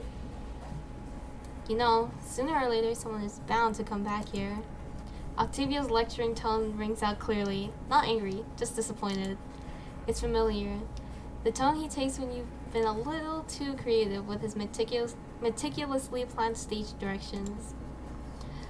Of course, the nurses outside are the least of your worries, aren't they? The real danger here is the corruption. Any of those patients could wake up at the drop of a pin. He pauses for a moment before his voice sinks into theatrical sadness, mourning almost. What would a poor, lonesome puppet hope to do if one of them woke up and spotted you? The words dredge up a sickly fear, making you cast a wary glance aside to one of the nearby sleeping masses. Octavia continues, sounding utterly crestfallen, but under all the dramatics lurks tangible worry and frustration in equal parts. Torn to pieces, shredded into useless fabric and string. Oh, what a tragedy! If only you had some I don't know how to read that word, I'm not gonna lie. Magnanimous puppeteer trying to give you advice, begging you to listen. Sorry guys, I probably broke the immersion right there. Maybe then you might just be able to avoid such a gruesome fate. He's so mean here, I know! The guilt tripping. Magnanimous? Okay, thank you. Thank you, Chris. Thank you. Each and every word in your mind feels like a sharp knock to your skull, a rhythmic staccato. Oh, wait. You have me! I'll spell it out for you again, dear puppet, and you'll do well to listen this time. No more snooping around. No more playing detective. We don't have time to waste like this. You need to keep moving. Man, I love Ash's sprites, bro. They're so good. They're so good. The intensity of his voice makes his strings burn as if they're being pulled too tight. The baton isn't here. You're putting yourself into unnecessary danger for nothing. I can't save you if something goes wrong in there, puppet. You need to listen to me. His voice has a simmering emotion that threatens to boil over. There's urgency, yes, but something more than that. Fear. But you've never known Octavio to be afraid. Is it fear on your behalf? Or for himself and his fate without his baton? Unless you have a very, very good reason, you should take my advice. Get out before something happens that I can't protect you from. You chitter a weak apology, apprehensive as you glance over the room again, wondering if it's even worth risking another look. Oh, I can still click things! Sorry, Tavi. But I like looking at things. Here, we'll go right here, right beside the door. Of all the places in the ward, the supply cabinet seemed the most logical place for the baton to actually be, as fragile as that logic is. That already tenuous thought only gets weaker when Octavia remains silent as you approach. Sorry, Tavi. I know you said not to, but I wanna explore. Surely he'd be able to sense the baton if it was this close, even through the records corruption. But that doesn't mean it isn't worth looking on the off chance there's something useful tucked away on the shelves. After all, you know firsthand from Octavio's own workshop that there's always something that winds up where it doesn't belong. That's so true. You look up, taking a moment to plot your course up the cabinet shelves. Despite the less than perfect condition of the word itself, the cabinet is undamaged and clean, and the supplies well organized. Well, I'd hope so. They're still running, you know. What little supplies there are, at least. It isn't surprising, your mind flickering back to the poor condition of the uniforms that the medical staff wear. It seems what little funding there is has been almost exclusively diverted to patient care, and not much else. Aww. That's actually so sweet. Fewer supplies means less for you to go through, at least. You leap to the lowest shelf to begin your search. You try to strike a balance between being quick and thorough as you lift boxes of gauze and check between rolls of surgical tape. You don't allow yourself to be distracted, even as you're pushing aside strange bottles of antiseptic to peek into the back of the storage space. Though you can't help but wonder what formula would even affect a corrupted wound, or if they could even work for that at all. True to your expectations, there's nothing here aside from the standard medical supplies and paperwork that you'd expect. That is, until you check the last cubby. Of course it's the last one. You pull out the drawer there, revealing rows and rows of papers, filed away neatly. Oh! Wait, there's actually something useful here. Wait. That item looks so cool. There's so much detail on that. Among papers stuck in cabinet filings, you come across a stapled sheaf of paper with notes on it. Some of the contents are evidently typed, while others are written in a tight, messy scrawl that you have to repeatedly read. They're doing Oshi cuts in this hospital. I know, what the heck? You realize that you have seen a similar writing style on the puppet show poster you found just outside the morgue. Upon closer inspection, you catch a glimpse of not only one, but many photos depicting a familiar shock of silvery blue hair. You hurriedly move some of the pages aside and see your maestro in every single picture. Wow! Wow, the photographer must be a really, really big fan. As if it is not surprising enough to see Octavio being obsessively captured from every angle, you also notice several notes about him written in that same scratchy hand. Other than basic details, his name and a brief physical description, what jumps out to you is a number of scrawled observations. After conducting a personal investigation, the only information I can confirm is that he is a part of one of the Badlands' many mercenary units, a bounty hunter. I recall from some chatter amongst the residents that they are called Armis. However, it would seem that mercenary work accounts for only half of Octavio's career. Every single corner of the Badlands has been covered by flyers for his puppet show. Wow. I think he can chill on the advertising just a little bit. Even in Chiltern, children have been singing his popular jingle. The lyrics of the jingle, the performance, every inch of it is worth investigating. Okay, just tell me you want Octavio lore. What personally piques my interest is the secret behind his seemingly arcane abilities. His baton and strings. At least, that's what the other bounty hunters, whom I went to great pains to contact, have all consistently claimed. Of these, the most extreme claim by far is that the baton can control every single corruption beast. I find this intriguing, given the ever-increasing number of corruption beasts in the Badlands within recent years. Wow, that's crazy! Author talk to everyone in Armas? That's actually crazy. That's crazy behavior. Okay, water break.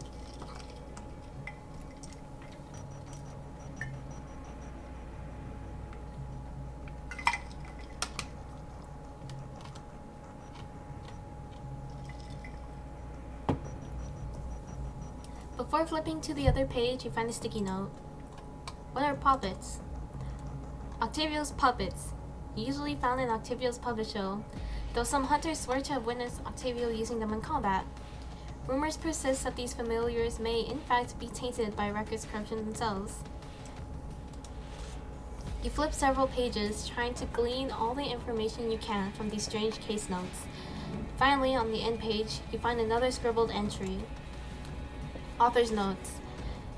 When dealing with terminal patients, as is the case with all corruption victims, one cannot help but wonder at what point we draw the line between extending a patient's life and needlessly prolonging their suffering.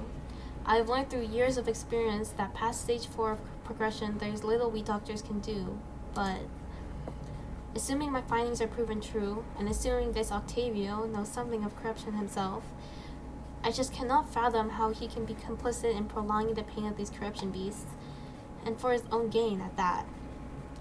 No illness should be a tool, and nor should its victims. The more I uncover, the more perturbed I become. Interesting take there, interesting take. You clutch the papers in your hands tightly, the pages flips back to the front page. You're faced with the photos of Octavio once more.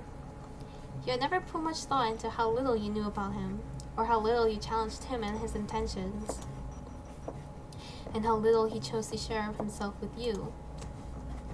His voice cuts in before your thoughts can continue. You know exactly as much as you need to know about me, Poppet. No more, no less. Though as his presence pulls back from your mind slightly, you hear him laugh. It's dry and humorless. He doesn't find any of what he gleaned secondhand from your mind to be funny. On the basis of rumors, assumptions, and little else, written by nosy people with no business getting involved. You don't trust Pretty Boy? Why not? He sounds bitter, but not in the least bit surprised. Surely you don't believe any of that, do you? Maybe a little bit. There's a moment of hesitation in your thoughts, doubt, and not in the contents of the case notes. Yeah, he's super, super, super trustworthy. Too pretty to be trusted. Stop. That's so funny. But he is very pretty. In Octavio, you know he can sense your shift in conviction. His presence going cold, a sharp chill clawing up your back. Even if you can't see his eyes harden, you feel them, piercing the seams of your stitching like icicles. Ooh, I like that line too. There's no frustration or anger seeping into the silence. Dude, all the writers are goated. You aren't sure what he's feeling. He sighs, resigned. You have to trust me. The sensation in your mind softens, as does his voice. Beyond anything else, he sounds tired, if not strained. It's for the best. You slide the sheaf of papers back into where they had been filed away before descending the cabinet again. It's hard not to let your thoughts wander back to the contents of the notes again, but you do what you can to rein them in. So many red flags. I guess so. Yeah. You had to pretend to forget what you saw. You don't have the luxury of time or the privacy in your mind to make sense of those feelings now. Oh.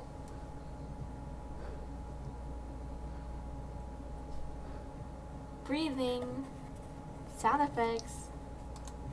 You freeze at the sound of shuffling fabric behind you. It's soft at first, and under any other circumstance, you would have ignored it. Instead, it draws your attention in an instant, but you barely have time to react before a louder sound grabs your attention. An erratic beeping starts at one of the monitors, the holographic display changing, though you can't make sense of the flickering symbols. Then the rustling fabric, the noise coming from a bed uncomfortably close to you, grows louder. You whip your head around in time to see the patient writhing, twisted limbs outstretched. Oh. Oh my gosh. Oh my gosh, the sound effects. Oh my gosh. Oh my gosh. The trembling quickly escalates to violent thrashing, accented by coarse and deep coughs, spitting up ink like gunk with each retch. You hear a rush of footsteps against tile outside. No doubt the staff were responding to the monitor's alarm. Oh, poor guy. You're about to rush to escape when a new sound rips through the air. Screaming. Oh! Oh my gosh! He's crashing out. It's not a human scream. It rips out of their lungs, filling the ward with a distorted, agonizing screech. Ooh, I'd be scared for my life, bro. A deep and primal fear sets in. You don't move. You can't. Your mind is screaming at you to run, but your body keeps refusing. The footsteps are barely audible under the wailing, but you're sure they'll be here at any moment. They'll catch you, or the patient will corrupt, and then... Poppet, what are you doing? Octavio's voice pulls you from the flow of your thoughts, snapping you free from the frozen panic. Move! Yes, Maestro. Yes. We will go right now. Without further thought, you run, the thunderclap screaming only getting louder. You sprint for the exit, praying there's no one coming into the ward from this side.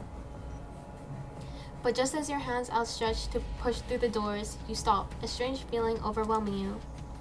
The panic in your chest is accompanied now by a deep ache that rattles the bars of your galled heart's prison.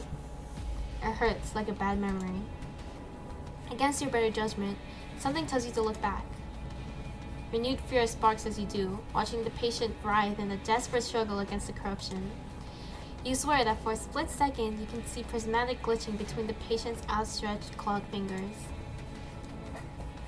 The patient's screeches echo behind you as you turn back, pushing one of the swinging doors open just wide enough for you to slip between the gap. You dart through, not daring to look back again. Bro, I'd be so scared.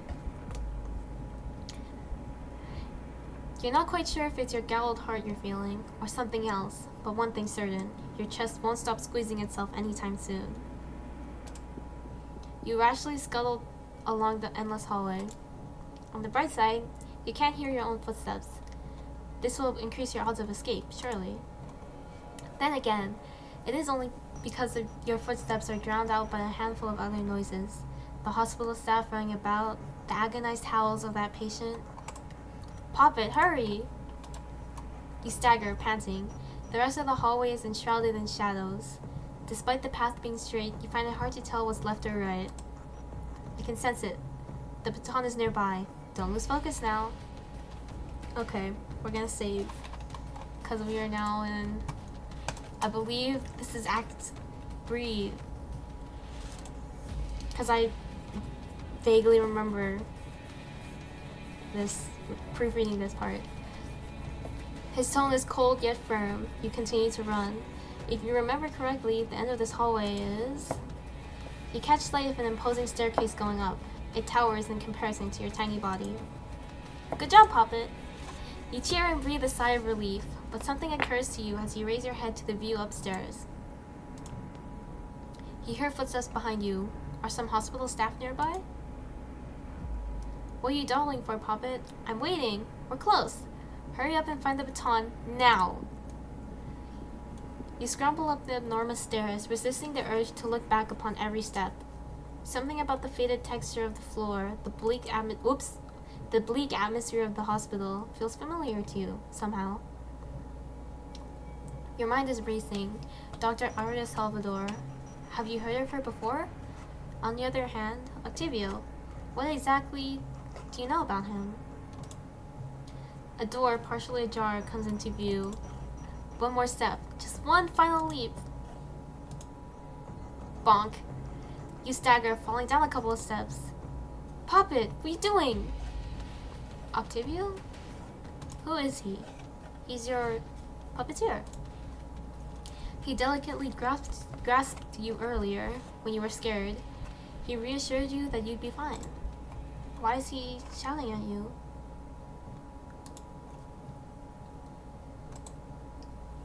Poppet? The baton, please. Hurry so we can go home. These ropes are starting to itch. Aww, poor Poppet. A pitiful sniffle slips out of you. Poppet? What's wrong? Footsteps from earlier remain faint, but they're not far. This is no time to be idling around, you think. Poppet. You take a few stilted steps. Oh, the colors is so good with that. That was cool. That was really cool. Wait, I do need my baton back, but I also need you safe. So take a moment, just a second. Oh my gosh, CG! Oh my gosh. Aww. You try to move forward, yet your body refuses to budge, and you give in. You collapse to the step, leaning your back on the step above you like you would back home. I'm sorry, Puppet. I'm sorry if things aren't making sense right now. You sit in silence.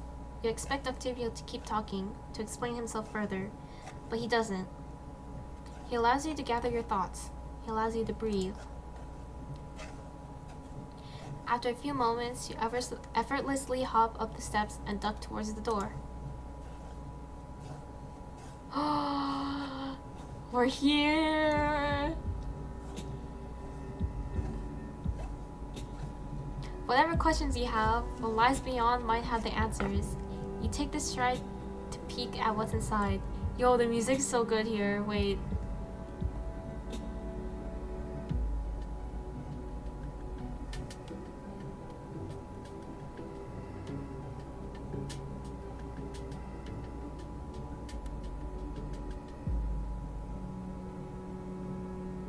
I love the music.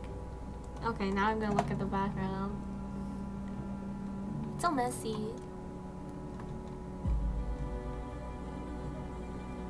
Look! Oh my gosh, that's the game icon. Oh, you can't see my mouse, can you? Top right corner in the cabinet. That's cool. I like that. Nice details. Okay. What greets you is a semblance of an office. It's dark. Other than the faint glow of a desk lamp, the only light source in the room is the moonlight, streaming through a large, broken window pane. Visible outside is the full moon, which, at this moment, feels larger than it usually is. Hardbound books, crammed with bookmarks, also tower everywhere you can lay your eyes on. Yo! Wait, the music's so good.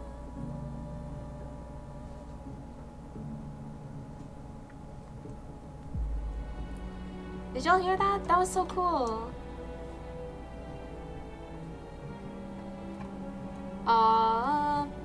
Some are half opened on the floor, revealing the worn and scribbled pages inside. But the highlight of the room is its lone occupant.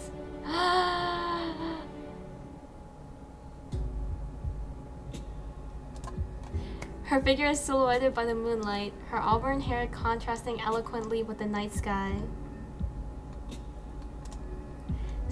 Stooped in posture, she paces around back and forth. Her steps are soft yet deliberate. What's on her mind is evidently more important than your figure peeking behind the door, as she is still yet to glance in your direction. Have you seen her before? The image of the ID earlier flashes in your mind. Oh my gosh! Oh my gosh!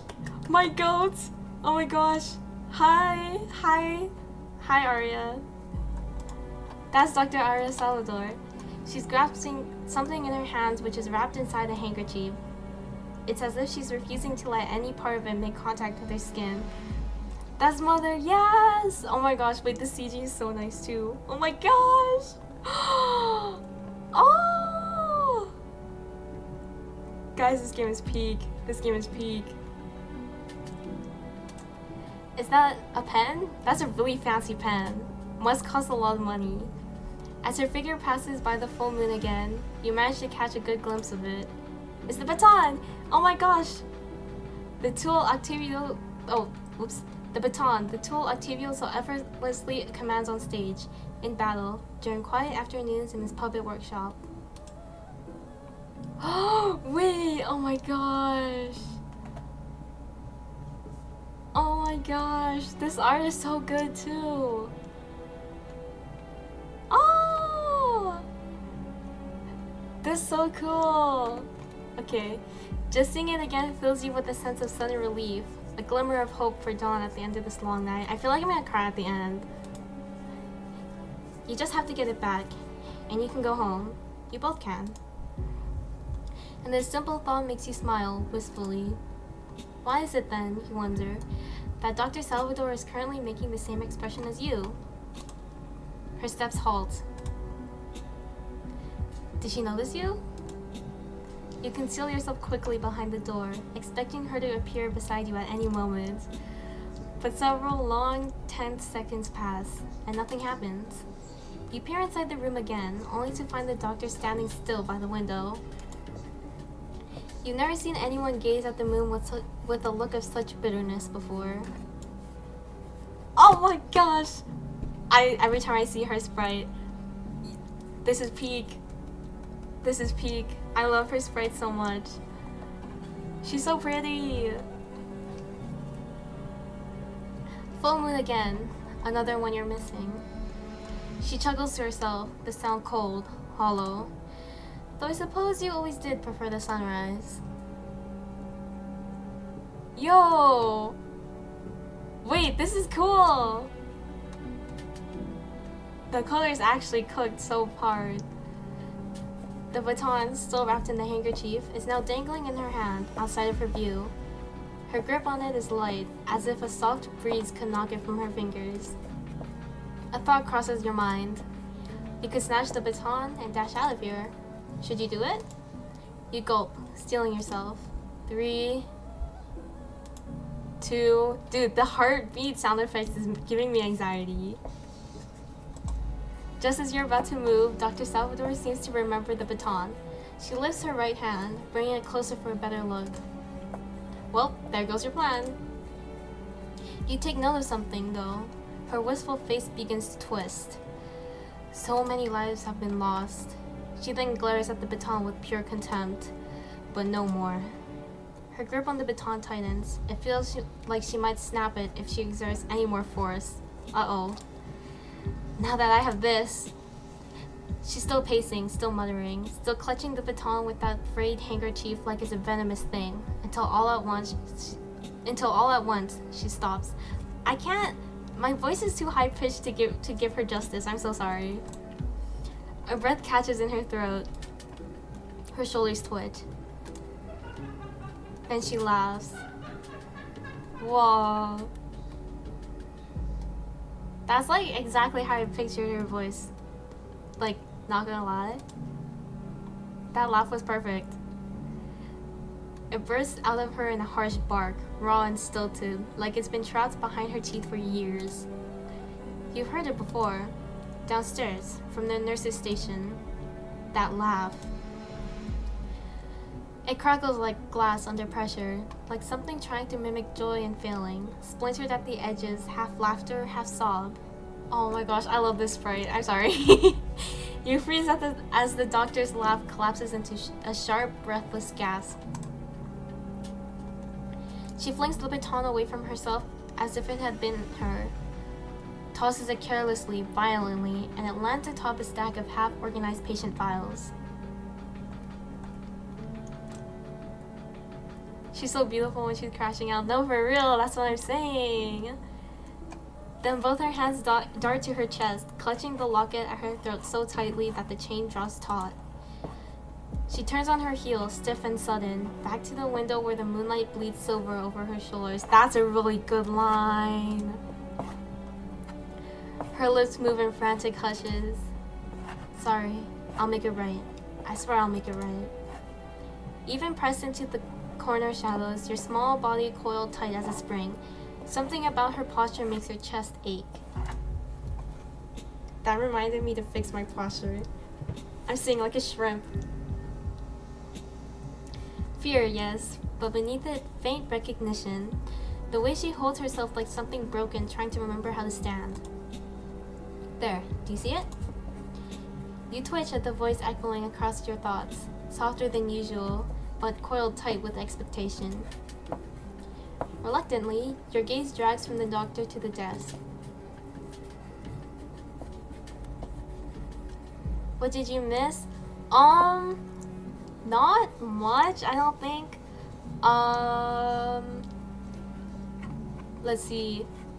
We went upstairs, after running away, but Puppet was tired, so Tavi let Puppet rest on the stairs. And then there's a cute CG. And then we went up back upstairs and then we met Arya. And she has the baton. And she's crashing out and talking to herself. But she's also really pretty, so that's basically it.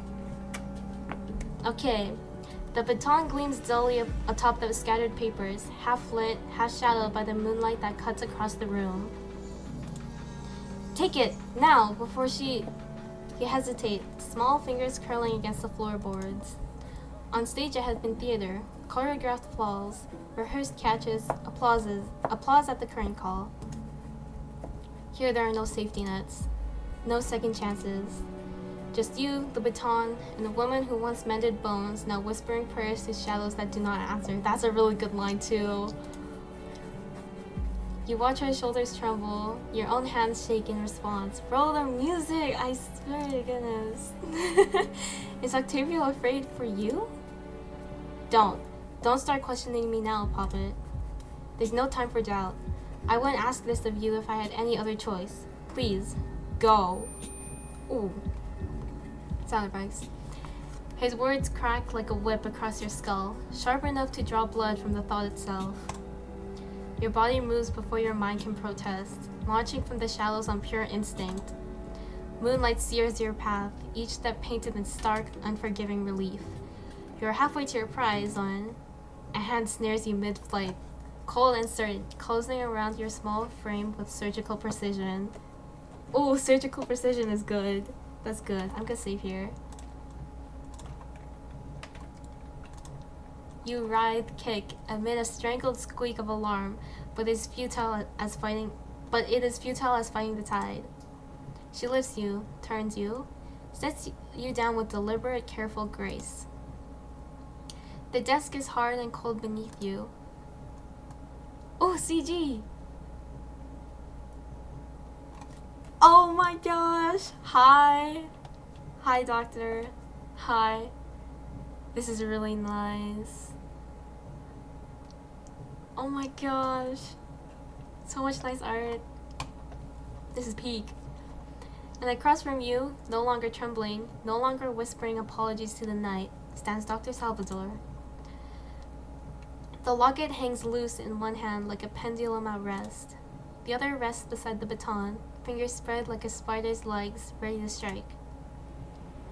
You. Wow. The music.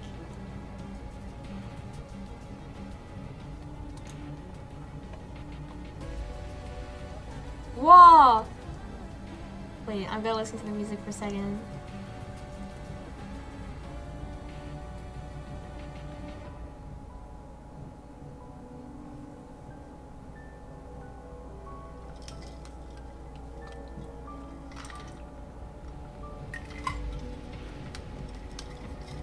Bro, why is all the music so good? I actually need, like, the OST released, please. Please. She simply watches you with the patience of someone who has spent years cutting truth from lies, who has peeled back skin to find the corruption beneath. As if she knows exactly what you are. As if she had been expecting you all along, counting the minutes until you would finally crawl from whatever dark place spawned you to darken her doorstep. As if this moment, this confrontation, is as inevitable as gravity, like the coin that spins between heads and tails, knowing it cannot go on spinning forever. And now, dude, this music is so good. This is actually so hype. It's about to fall. End of Act 2.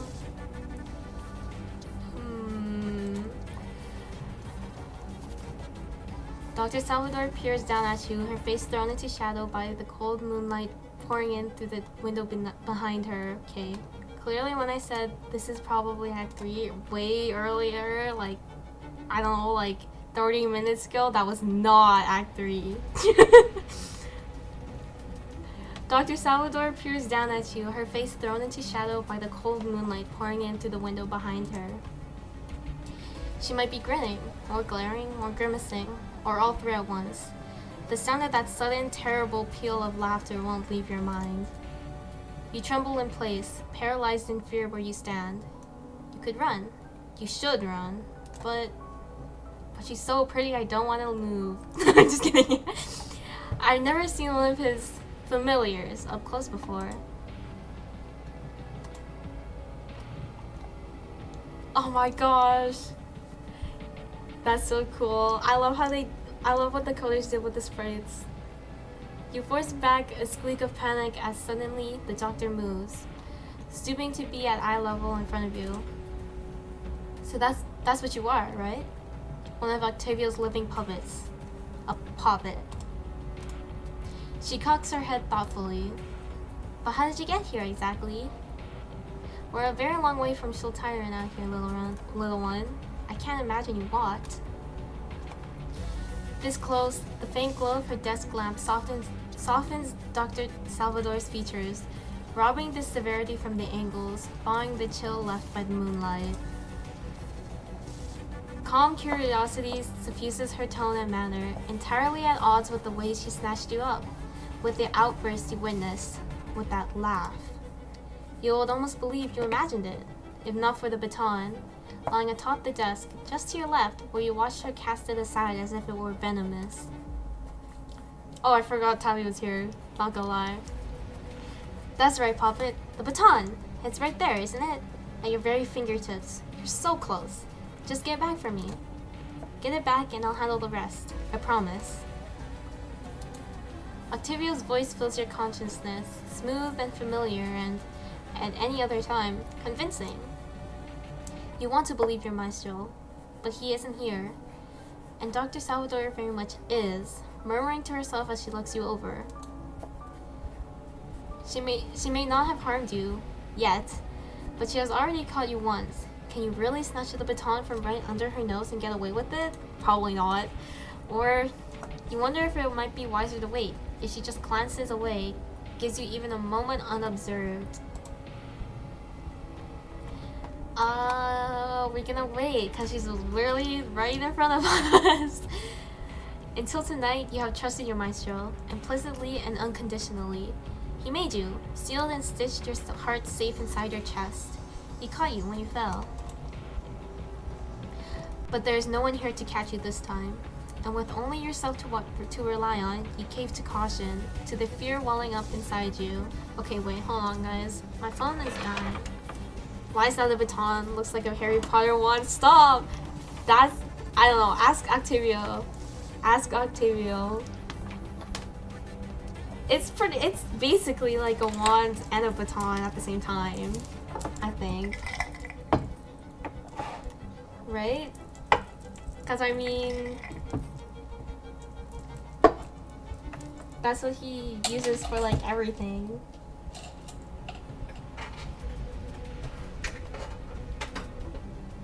Okay. Yeah. Conductor's baton. It's a very fancy looking one. But there's no one here to catch you this time. Okay, wait, I read that. Okay. You stay put, the baton gleaming at you like an accusation from where it lies. Poppet? Poppet, are you listening to me? Can you... You poor thing. You're shaking head to toe.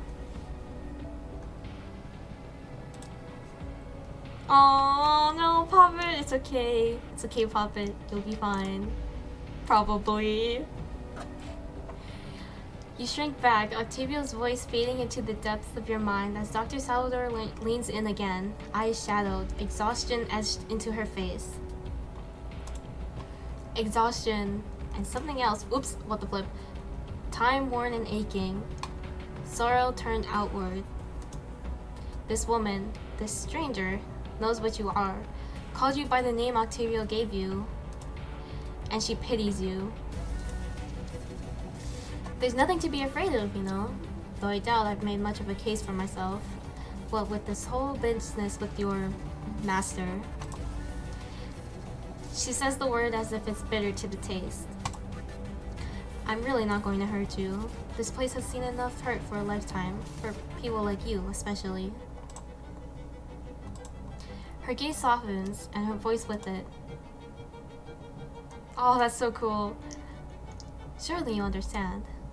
You've seen this hospital, the people that we treat, and you're just like them. You're corrupted, aren't you? You must be. Something in her tone is searching, pleading. She's right, and she knows it, and yet you think she might prefer to be wrong. You chitter quietly, eyes downcast. The weight of her sigh tells you she understands. So the rumors were true. Octavio's puppets, corruption beasts, tamed like pets and turned to his will. The animate, the walking, this is crazy good. I know! The colors actually went so hard. Hearing about it is one thing, but seeing you up close like this... She pauses to take in a long, shallow breath. You notice her hands are trembling. And Ringo will pause to take a drink of water.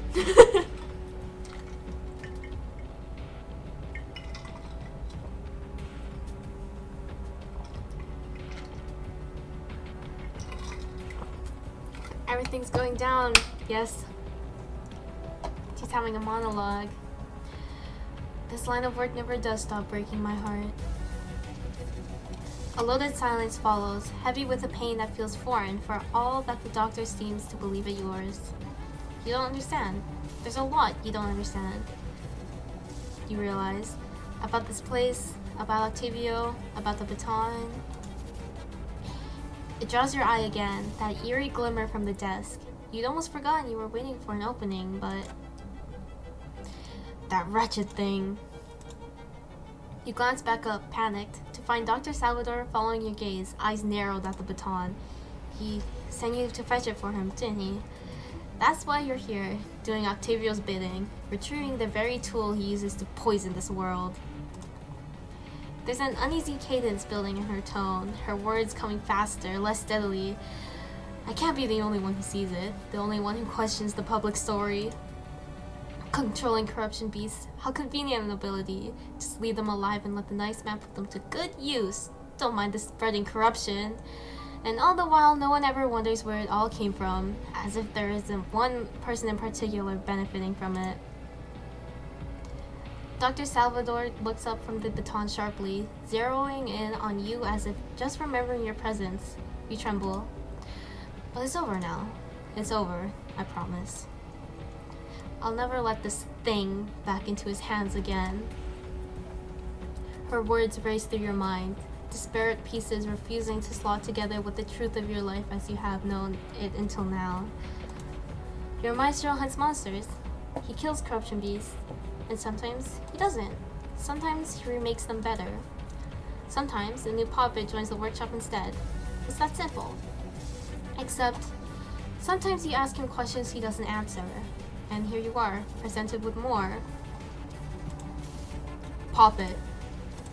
Octavio's voice bursts into your consciousness once more, measured but insistent. So you can hear me.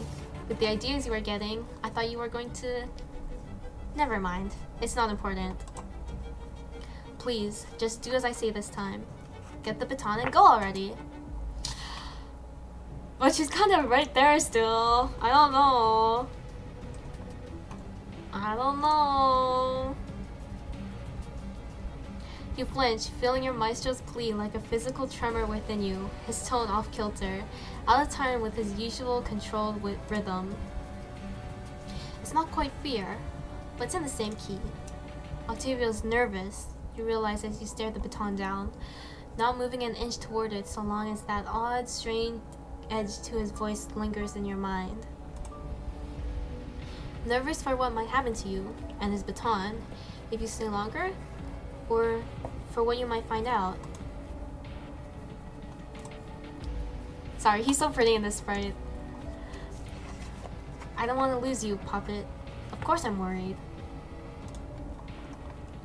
The reassurance comes a touch too late, too quiet through the strings. You wonder if your maestro has ever lied to you, if you'd even know what a lie sounds like on his lips.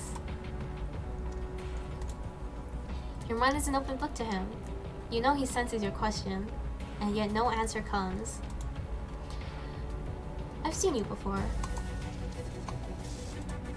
The doctor's voice is soft again, all balm and bedside manner as she regards her tiny form in the dim light. A sad furrow pulls at her brow. You were in his puppet show earlier today, weren't you? Yes, I watched some of it.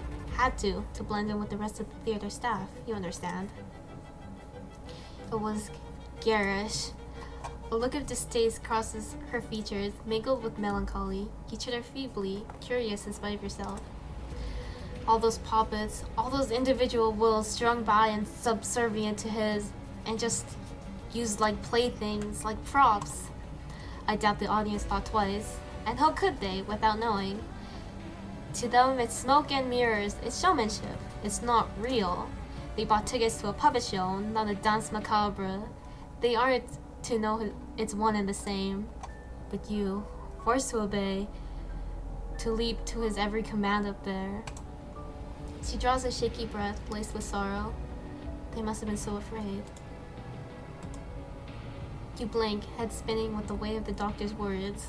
You were afraid, back then, though not in the way she seems to think. You remember the jitters in your heart, the way your hands shook backstage, and again, high up on the set. And each time, it was Octavio who made the fear go away, his voice urging you on, his hands guiding your path. You had your reservations at first, but he didn't force you to perform in the puppet show, did he? A shiver runs down your spine, the warm light of the theater suddenly chilled in your recollection as you can't help but wonder, what other choice would you have had?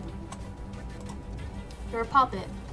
Serving Octavio was your purpose and your privilege, but what if you didn't want to? It's just the show, puppet. It's just a show. If you wanted to back out, if you couldn't do it, I would have let you. No questions asked. I'm not a tyrant, you know. I just believed in you. I still do. It's that same voice again, the low, gentle timbre he's used to soothe your nerves time and time again.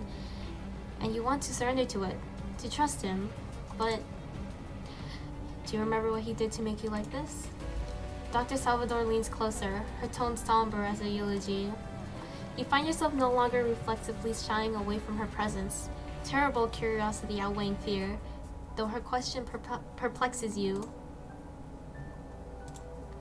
Does it pain you, being bound to his will, living like this? More questions you don't know how to answer. This is the only way you have ever lived. Octavio's will, the only other you have ever known. Still, the doctor seems to draw something of an admission from your silence, pity etching herself onto her face once more. You have no idea, do you, where it all comes from, what a corruption beast is before it's a corruption beast? Your master's work has haunted my own like a second shadow for so long now. Corruption outbreak sites are always chaos in the wake of an attack. We take what help we can get, bounty hunters included. But this Octavio doesn't come to help survivors. He comes for the lost. We treat who we can, and sometimes the ones we know are too far gone to save just vanish. And when that happens, the last person seen with the terminally corrupted is always him. You quiver under the intensity of her gaze, the bitterness on her tongue. Don't you see? If you're corrupted, if you stitched and sewed that tiny body from the remnants of a beast, then it means there must have been a time when you weren't. And not only did he take that life from you, but he won't even let you rest now that's gone. There's an intensity in the doctor's eyes, a certainty that shakes your own understanding of your world to its very core. You know you were once a corruption beast. Your maestro makes no secret of it. That you do not remember that life has always felt a mercy more than anything else. Corruption beasts are monsters, after all, and you don't want to be a monster. Aww, that line's so sad. But then, why does the doctor seem so sorry for you? You're buried this way, given life and a modicum of will, a home in Octavio's workshop. You can't be like the corrupted patients in this hospital. There can't be a before for you, no matter how familiar some of the things you've seen here might feel. There can't be, because if there were, you would remember. And if you didn't remember, why would Octavio keep it from you? Puppet, please. You've never heard your maestro's voice so grim as it sounds right now.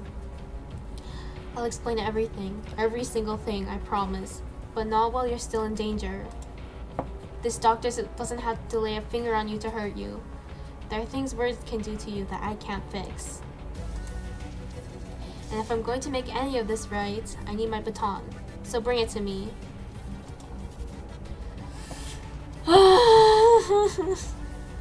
She's still right there, like her face is right up against me. Guys. Okay, surely if I wait longer, something's gonna happen. Your eyes flick again towards the baton, pale and eerie upon the desk, its presence tugging at you like a physical conduit for Octavio's will. Once, that pull would have been a comfort. A reminder that no matter how far you wander, you are never truly alone. But now, you're not sure how it makes you feel. You're not sure of anything at all. Don't do this, Poppet. Not now. For once, your maestro's voice feels like an unwelcome intrusion, another layer of noise vying for attention amidst the growing static in your thoughts. Octavio's voice, Dr. Salvador's words, the question of your memories, your life, your identity. No sooner does your mind alight on one before the next swallows it whole. I love the effects that they did here. Just focus on me. Poppet. Whoa, okay. You shiver where you stand, a tide of no signal gray, threatening to drag you into its undertow. You aren't swimming, but you are drowning all the same.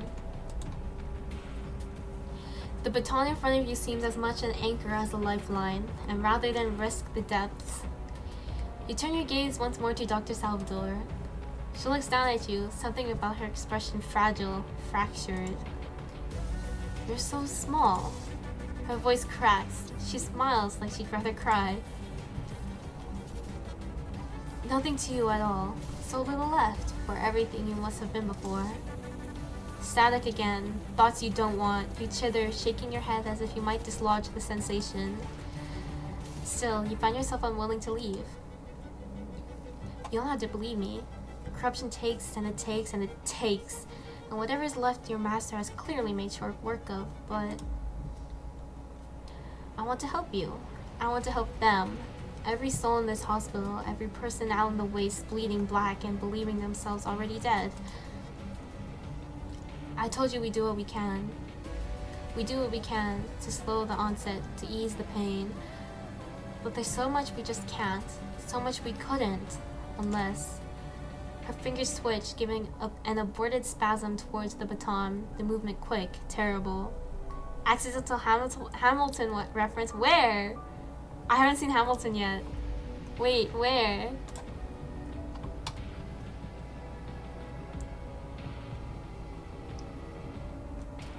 That's crazy. I haven't seen Hamilton yet. I want to. And it takes. Oh. I really like that line. I love the repetition.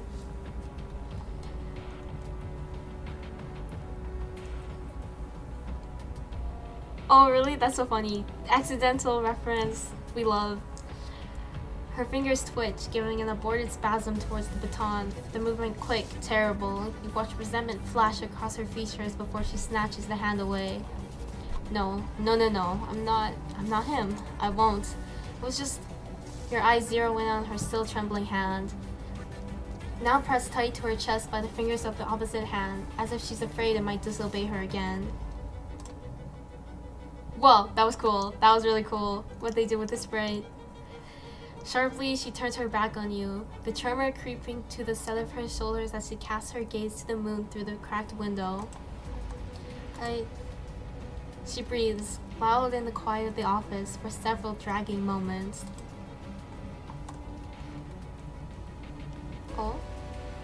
Oh, and she's back. I've given so much for this place. Money, my reputation, hours and hours and hours of my life, sleepless night on sleepless night. Even my own flesh and blood. The word seems to choke her. In the moonlight, her eyes are all but the whites, her voice faltering to nothing on an awful hitching rasp nearer a retch than a breath. You are unobserved. The baton is right there. You cannot ask for a better opening than this, but your limbs feel too leaden with sorrow and fear to take a single step. Oh, come on, Poppet. A fragment of a moment passes. Dr. Salvador's fingers scrabbled for the locket at her neck, clinged as if to a talisman. Looking at it makes white noise crackle at the back of your mind. We made this hospital what it is, together. No dreams, no lofty ideals, just we had to do something. Our line of work shows you Elysium at its absolute darkest. It's most bleak. It weighs on you, but less so when born between two. Even when our priorities diverged, I believed, once I explained what I discovered about corruption, about Octavio, we'd fix things. Agitated again, pitchy, her voice isn't right. You don't feel right. The story hurts like you've heard it before. In your peripheral vision, dead pixels wink and burst like stars. I never want to stop him alone. I never want to do any of this alone. I offered and I begged and I hoped that in time, the one person who mattered more than anyone else in this place would understand just what this meant. Dr. Salvador whirls around, entire frame quivering in rage and pain, and loss so heavy you could buckle under it as you meet her eyes. And your world stutters. A touch off axis, an errant line of code, a glitching sensation rends your vision, your hearing, your thoughts, only to pass as suddenly as it had come. Oh.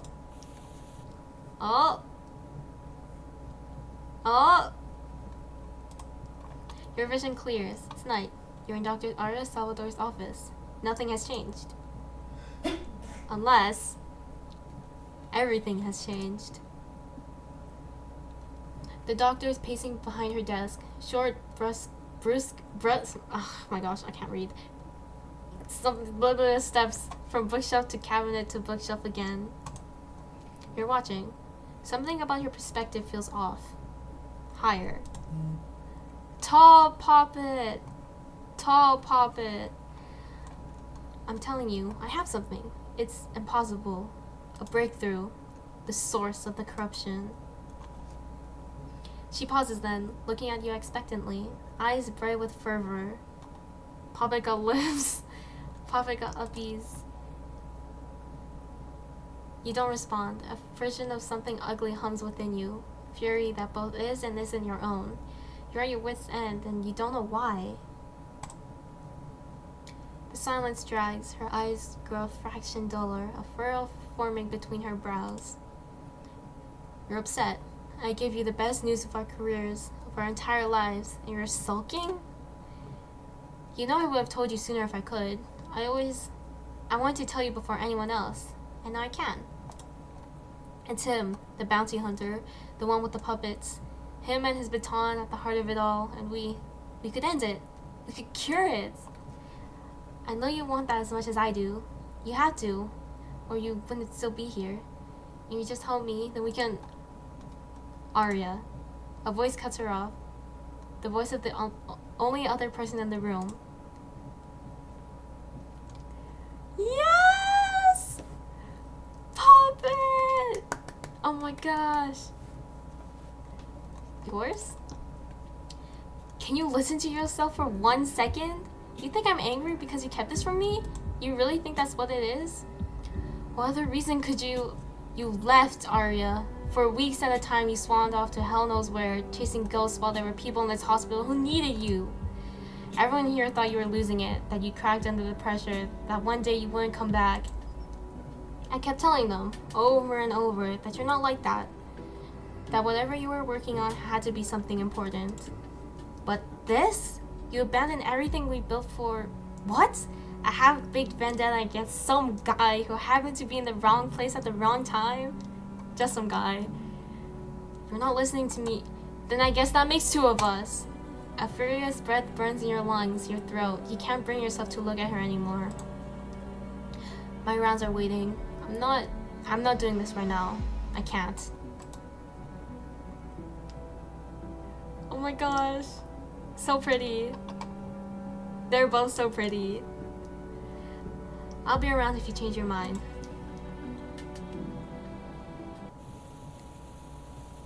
Motion. Your body turns into space away from the doctor, and before you, you see only static again. Jittering, shuddering, the dull roar of a slate ocean crescendos in your mind, louder than before, pulling you deep, deep below, until... Pop it! Pop it! Oh my gosh, hi Tavi! You jolt, your maestro's voice as much as a sound as it is a hand, wrenching you from the tide. The strange vision fades as suddenly as it had come, and you're you again. But your relief at being of your own mind once more is short-lived, as Octavio continues to speak, less questioning and more interrogating. Uh-oh. What was that? What did you see? Your thoughts, Poppet. Damn it, I should never have let you out of my sight. Not here. The strings that bind you to him throb with a cold rage that chills you almost more than the looming figure of Dr. Salvador, mid-sentence, her words not reaching your ears. You've done something wrong. Seen something you shouldn't have. But you didn't mean... I know you didn't mean to, and it doesn't matter. What matters is that you'll have to forgive me for this. Uh-oh. Bring me back my baton. Now. You're not given a choice. Through your bond comes a sudden, dizzying sensation, a compulsion undercutting Octavio's words that seizes your body from your control. And you move. Oh, what? A gasp of shock leaves Dr. Salvador's lips as your body lunges for the baton, your tiny arms wrapping around it and clutching it tightly to your chest. Oh my gosh, CG! Fleetingly, you register that it's warm to the touch, unnaturally so, and then you're tumbling off the edge of the desk, just out of Dr. Salvador's reach. That's right, Poppet, exactly as I commanded. Just don't look back. You could not question him if you tried. The baton throbs in your grasp, a hummingbird heartbeat that your own rises to match as you hit the ground and scramble for the door. You want to stop, to hide, to take a moment to think. But you're a little more than a marionette now. Octavio's will absolute, your body yours in name only. Movement behind you, frantic, clumsy, a chair scrapes as it's pushed out of the way, and the doctor's voice, "No! You don't know what you're doing! You can't! Wait, that was a cool CG. Wait, can I go back to see it? Wait, no! Aww. I was too locked in on the story, bro. No! Okay, that's fine. I'll look at it later. You bolt out of Dr. Salvador's office and into the hallways, baton in your possession. You look back just a split second at a silhouette resembling Dr. Salvador. Oh my gosh! Oh my gosh! She's on the move. Does that count as the jump scare? Get back here! Suddenly you lose your footing as you trip down the steps, yet you hold onto the baton for dear life. Yo, she's sprinty. She's so fast! Bro, I can't run that fast. Puppet, do not damage the baton at any cost. I need it in one piece. And of course, I also need you in one piece. You scramble to get back on your feet as the thunderous sounds of skipping steps echo through the stairway. You know you can't outrun her. However, you could attempt to evade her. Oh geez. Oh geez. Okay. This is the part. This is the part. You rapidly approach the bottom of the stairs, your head frantically looking left and right. There are only two choices, Poppet. You do not have much time. Oh shoot. Oh my gosh, oh my gosh. A familiar lit room draws your attention as you're running for your Poppet life. I'm so glad they sent the timer for that. The patient ward. You remember earlier how a few of the doctors and nurses were trying to soothe one of the corrupted patients. So much pain. Stop thinking. He's right. You stop thinking and duck your way underneath the crack. Okay, let's go. Upon entering, you notice a few things are different. 1. The lights are on, which means navigating through the room will be easier, but will be hard to hide. 2. The same doctors and nurses from earlier are frantically moving throughout the ward while monitor alarms blare and patients groan. Imagine being small and seeing that. No, I'd be so scared. I'd actually be freaking out. No time to catch your breath. You need to get out of here. Move. Nodding your head, you start shifting your way through the ward, yet you cannot help but stop and watch in transfixed horror as one of the patients hacks a disturbing cough. Oh, poor guy. Black ichor oozes out of the patient's mouth with each successive cough. Oh, poor guy. That sounds so painful. You, get a bucket, stat. And you, go get one of the medical trolleys. Just calm down. One of the nurses will get your medication and you're going to be okay. Aww. Focus. You snap out your days and continue on forth. You dug underneath the beds and trolleys, yet the groans from the patients still agonize you. But there's no other option than to move forward. As you make your way through the room, you hear the doors swing open and familiar heels clicking. You! Have you seen a tiny poppet? A what? A poppet! It's escaping with something of value. We need to capture it at once and retrieve what belongs to me. None of the doctors nor nurses seem interested with her demand as they continue to tend to the agitated patients. Yeah, no, if I was working there, I would also not really pay attention to what she's saying. Dr. Salvador lets out a heavy sigh and tries to walk past one of the doctors. Get out of my way! Stop whatever you are doing and find it now! But doctor, no one knows stage 4 like you do. Just pull yourself together already. But ma'am, I said get out of my way! The command in her voice chills you to your core as you start to pick up the pace. Finally, you escape out of the ward, hoping that the commotion behind you will slow her down. You find yourself back at the nurse's station, now entirely empty, the lights dim. You recall that all of the doctors and nurses are assisting in the ward and probably in other parts of the hospital. You're halfway there, Poppet. The staff seem to have her distracted for now, so best take advantage. Okay. He's right. You know that you're not far from the hallway leading to the basement, but you don't want to you don't want to risk getting caught by the hospital staff. Time is ticking. Oh my gosh. Go, go, go! Run fast, run fast! You stare past the nurse's station at the hallway stretching endlessly before you, suddenly so much longer than earlier. Well, am I clicked? Maybe you could hide. Enough! I'll go looking for it myself. You hear the muffled shouts of Dr. Salvador drawing closer toward the exit of the ward. On instinct, you start booking it as fast as you can. From a distance, you hear the sound of a door slamming and you pick up the pace, the beating of your heart intensifying. Every step your aching legs make across the tiled floor, the sharp clicks follow. Every second, another reminder that your life, and potentially Octavio's, is on the line. You finally make it out into the hallway as the doctor's footsteps draw ever closer. Due to her small stature, she has easily been able to make up the distance despite her delay with staff in the ward.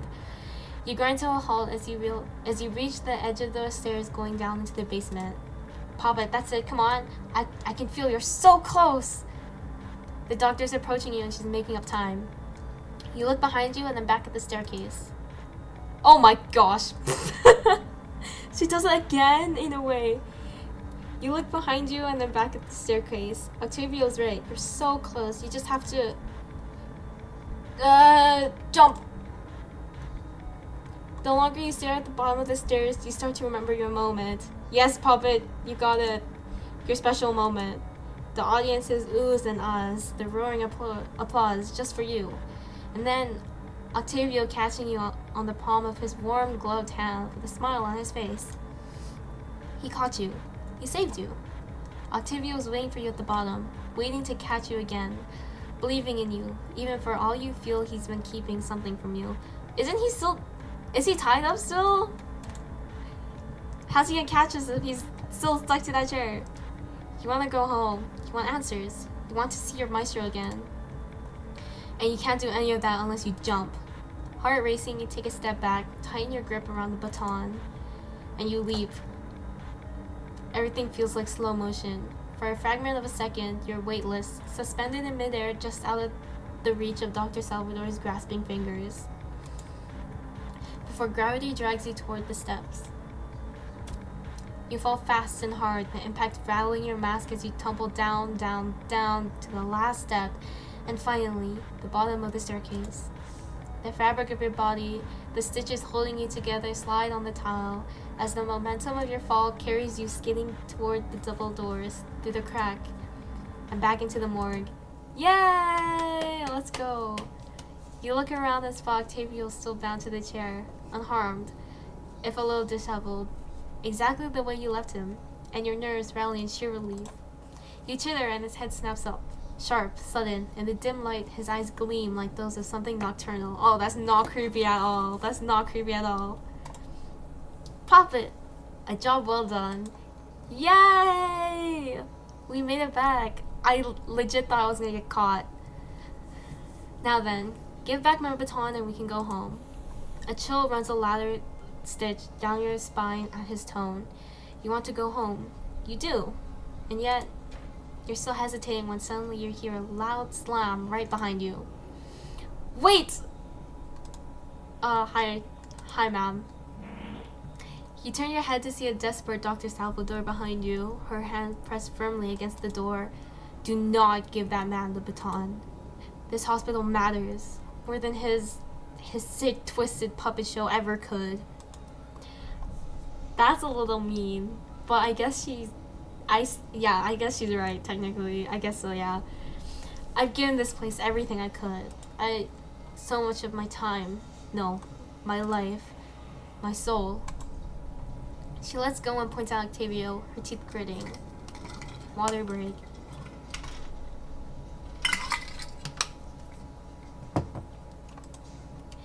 You give the baton back to him, and this entire place crumbles down. You want to help? Then help me. Your ears slightly twitch at her words as you watch her extend her hand to you. You clutch the baton tighter. Uh-oh. Do we have to pick between them? Help me, and we can save every corrupted patient in this facility. Oh, won't you shut up? You don't know a damn thing. Sassy Tavi. The power in that baton, the repercussions of toying with it. You have no idea how much worse this place could get. Pop it, do not listen to her. Just hand over the baton and we can go home. Oh. Home. Oh, wow. Tommy looks so scary there. What the heck? You missed the other puppets and you made him proud by following his orders. Everything could go back to normal just like that.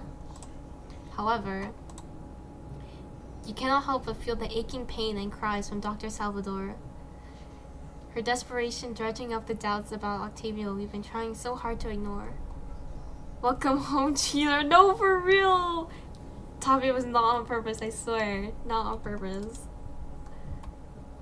He looks like he's ready to murder us. And Arya looks like she's about to strangle us. I don't think I want to give it to either of them. Your head throbs trying to wrap your thoughts around everything at this very moment. Think, puppet, think. Whoa! Wait! Wait! I got the true ending? No way. Wait, what? Wait! Really? Guys, I'm so honored. I'm so honored.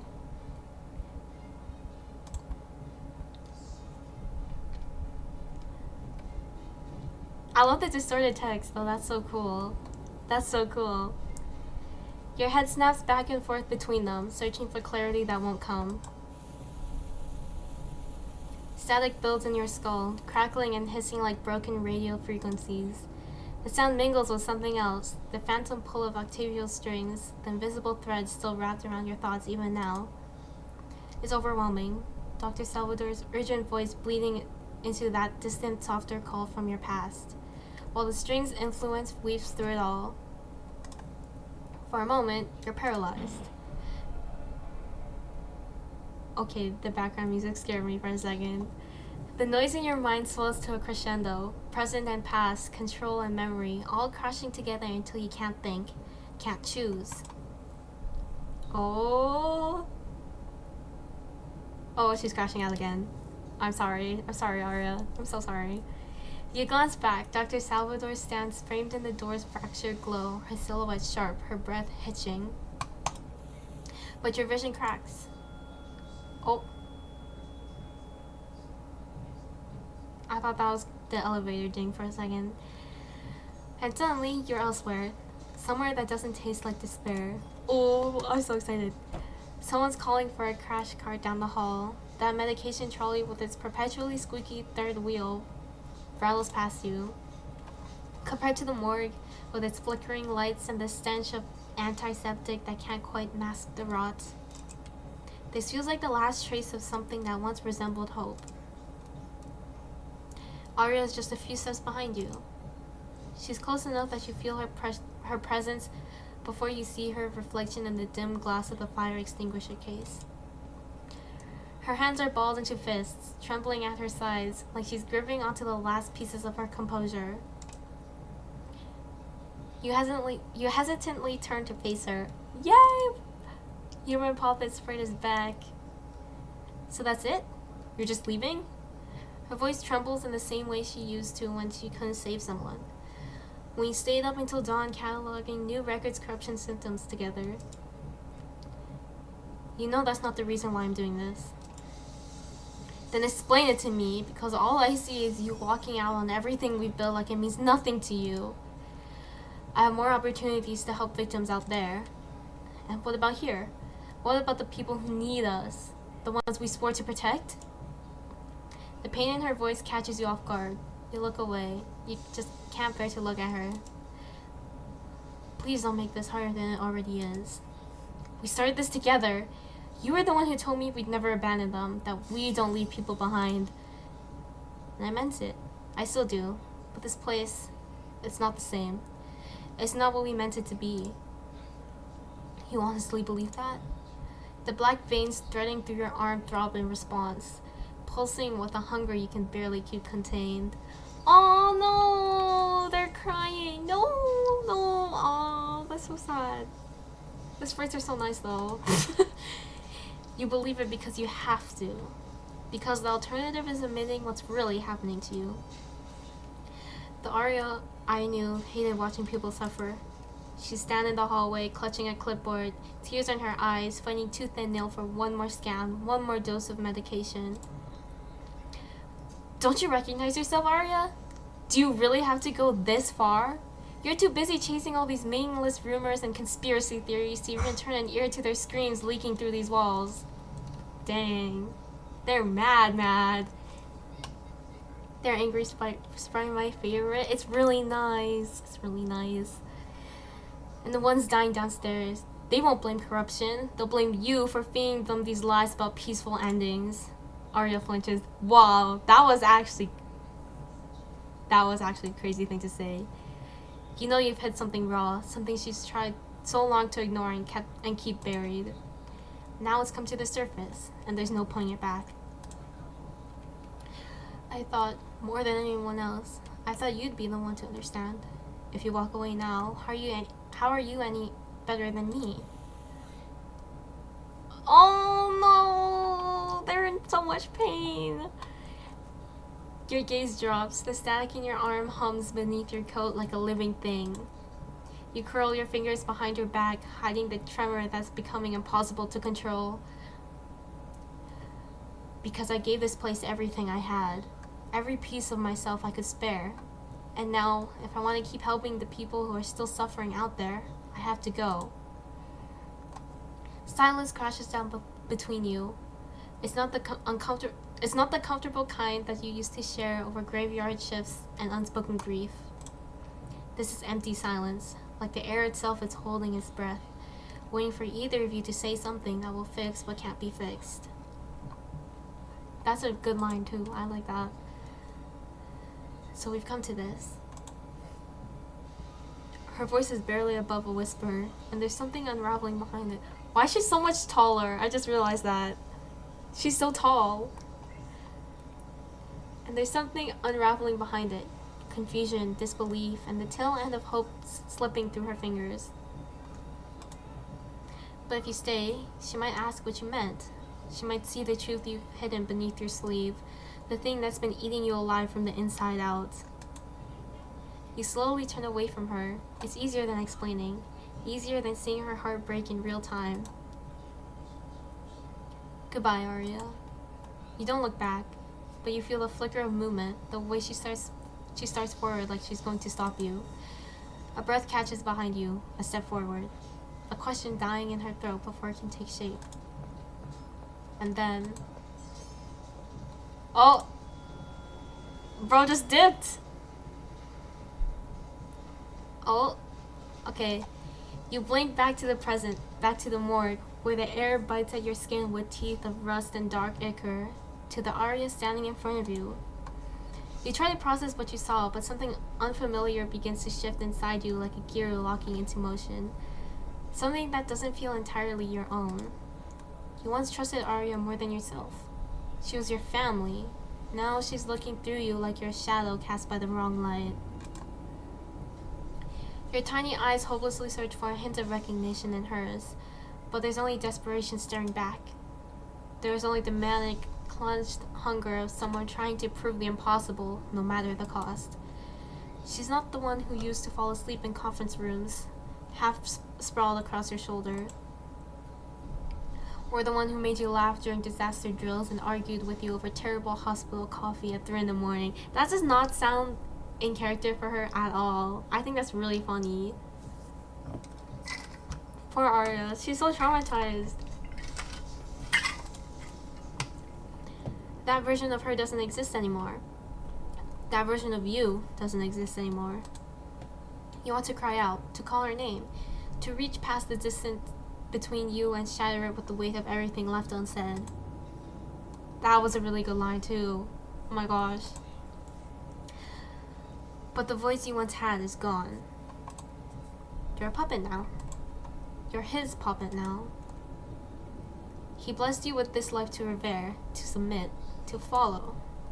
So you feel the only human thing left to you. Your galled heart aches. The whispers in your mind grow louder, more insistent. You shake your head, trying to block out the memories surging upward like bile in your throat. Your thoughts blur, drowning in static. All you want is for it to stop. To crush these feelings before they can root themselves in your ribs. To bury them deep, deeper than breath, deeper than thought, where they won't claw their way back to the surface. But grief is a living thing. It breathes, gnaws, and learns, wrapping around you like barbed wire, tightening with each memory. Pop it. Look at me. Don't let it take you. Don't disappear. I can fix this. I will. Just give me the baton and I'll make it right. I swear it. Let me carry the pain for you. You force your eyes towards your maestro, towards something, anything that can anchor you to this moment before you drift away entirely. Your fingers tremble as you reach for him. The baton weighs heavier now, as though it, too, remembers what was lost. You just want to give it back. You want to place it within his grasp and watch relief flood his face, to hear him say, "Good job, Puppet." But just as you take another step, pixels rupture beneath your skin, burning hot, then cold, crackling like exposed wire. Your vision fractures into flickering shards. That's really cool. I love that description. Your fingers lock, your wrist spasms sideways. You stumble, you feel your legs betraying you. Something's wrong. You are wrong. The realization hits like a physical blow, and you can only stare and chitter at your puppeteer with growing, helpless horror. Octavio's eyes widen. His lips part, stunned recognition sweeping across his face like a storm front gathering deadly momentum. You'll be fine. You're still you, alright? Just hand it over. His voice cuts sharp across the unraveling air, thick with desperate urgency. He knows what this is. He's seen this devour others before. This has happened before to other puppets? Oh no. But then... Oh... The floor beneath you vanishes, as if torn away by some unseen conductor's hand. You fall, through layers of cracked code, through a corrupted memory. Oh!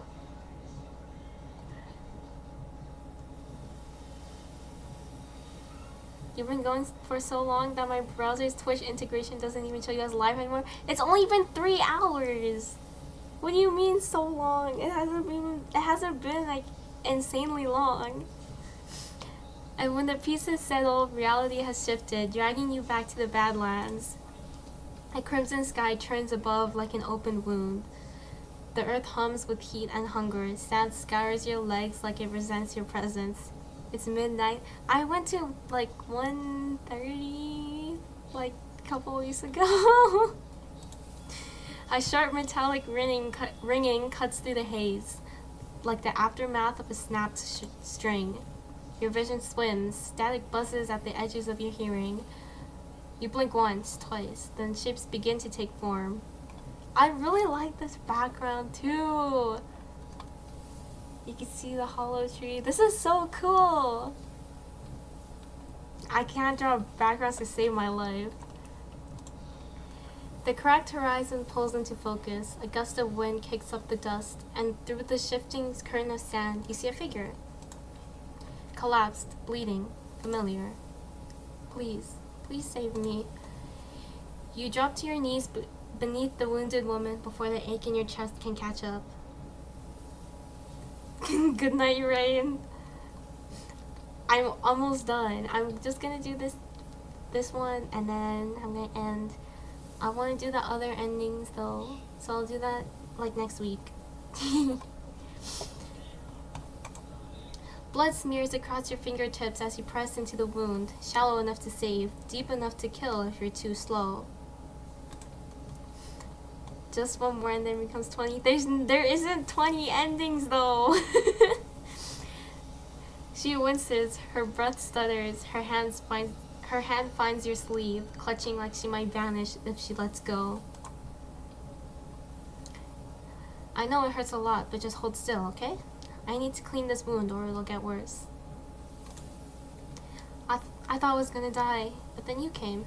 Thank you. Her voice is thin as paper, yet it folds heavy against your ribs. No more words, just that look, wide and grateful and alive. Don't worry, we're almost done dressing your wound. Let me just... The roll of bandages slips from your fingers. You don't feel a fall. You only hear the soft thud it makes in the sand. Your mouth opens, but the words never land. The sound crumbles on your tongue, corrupted halfway out. Glitched static chokes your voice like a radio detuned mid-sentence. Uh-oh. Oh no. Then comes the chill.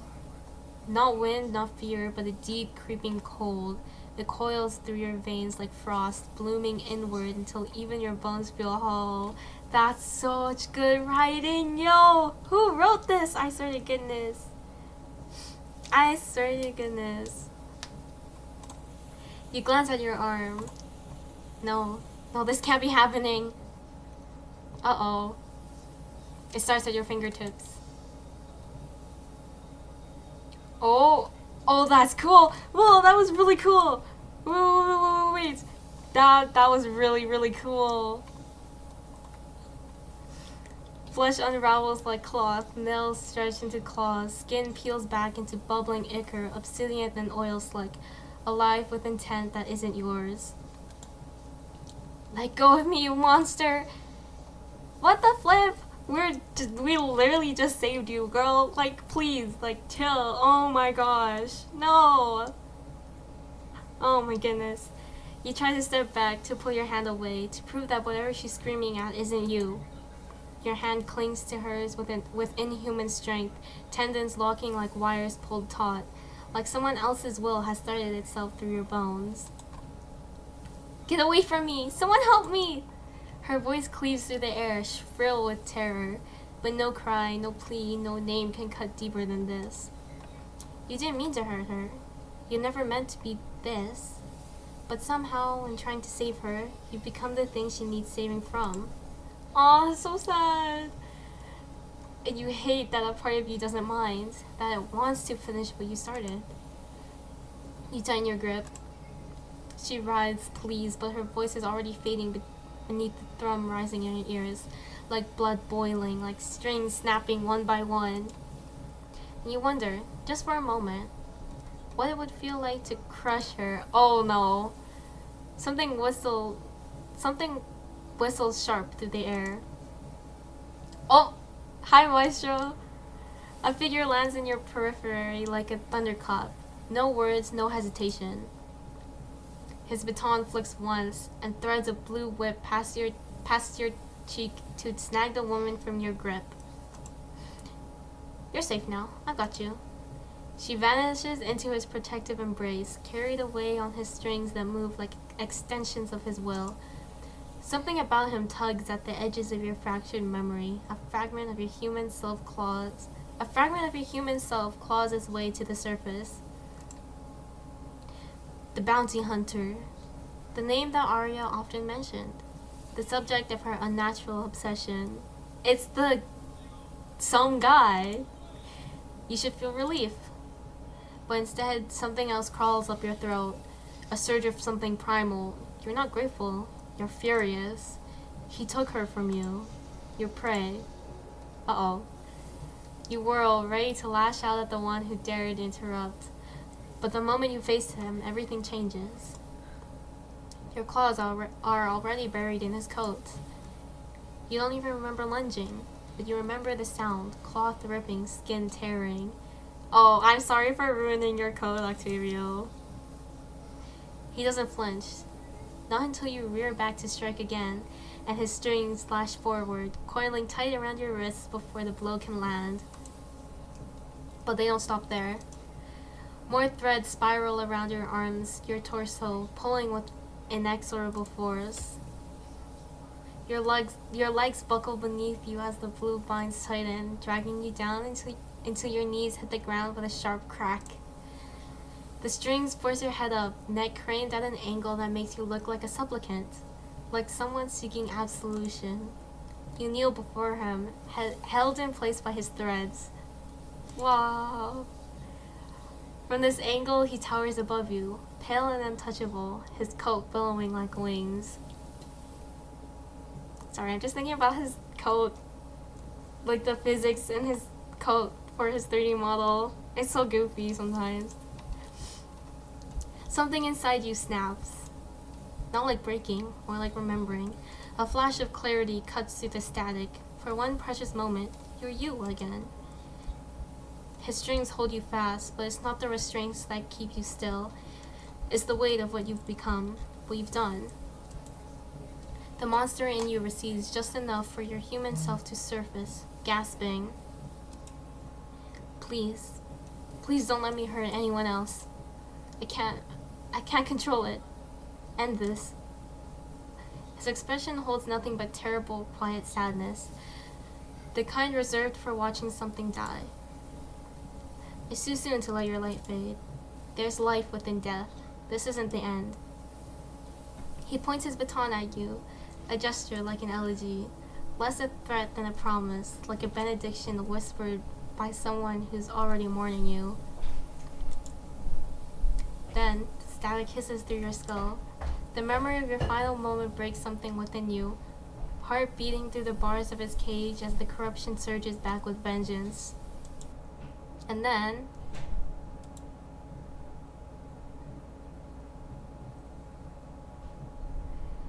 you're back in the hospital basement, the morgue. No dust here, no sand. Just the place where the living come to catalog the dead.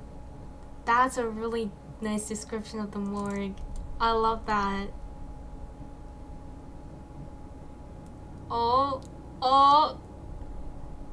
Oh no!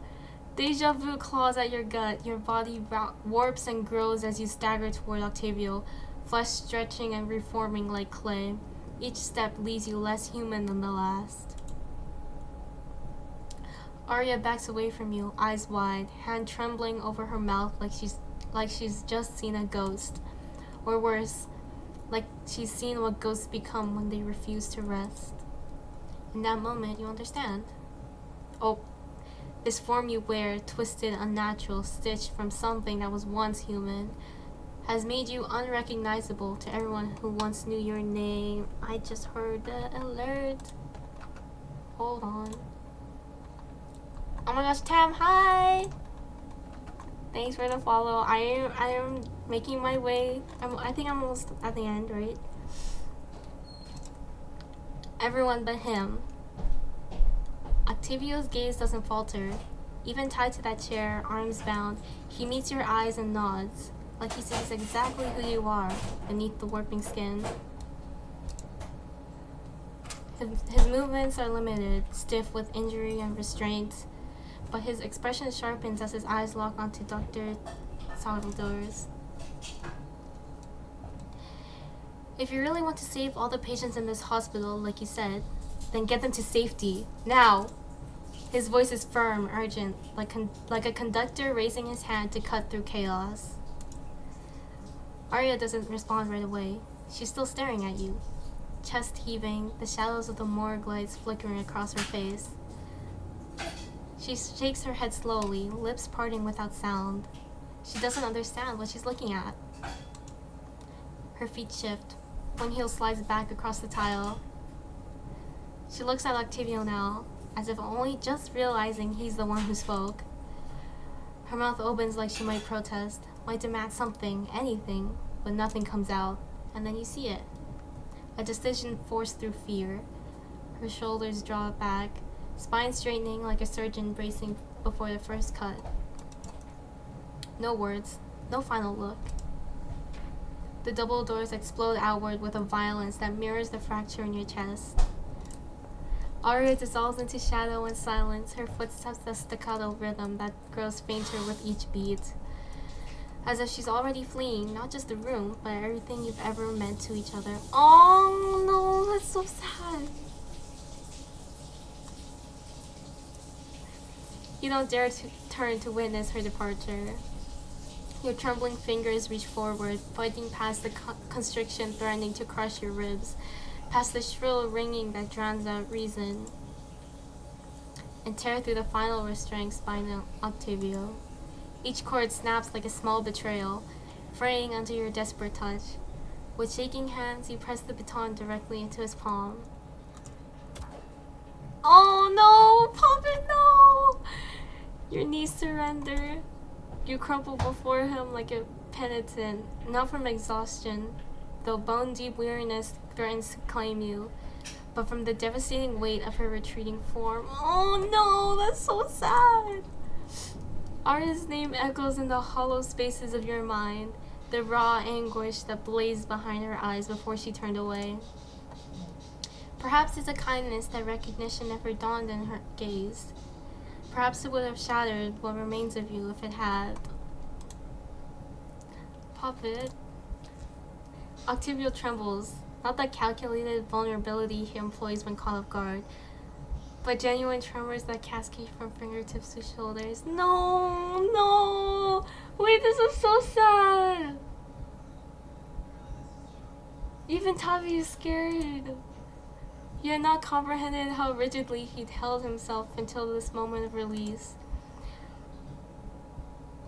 But the instant his fingers close around the baton's familiar weight, something fundamental shifts within him.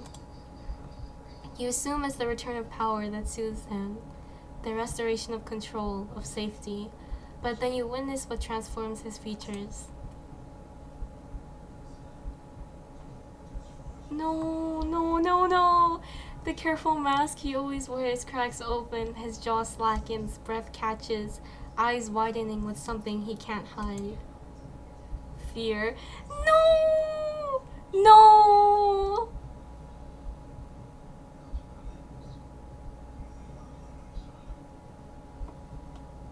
No! Wait, no! Real bone-deep terror. Not of what transpired in this cursed place, but of the possibility that you might never return to him at all. He closes his eyes and draws in a slow, deliberate breath, the kind of practiced composure he's wielded like a weapon for years. His fingers tighten around the baton as he counts heartbeats, willing his pulse to steady. He reaches for his coat, pulling it on with practiced movements, a small ritual of composure as he prepares to face the world beyond this miserable place. Stop! No! I'm not ready! No, no, no, no!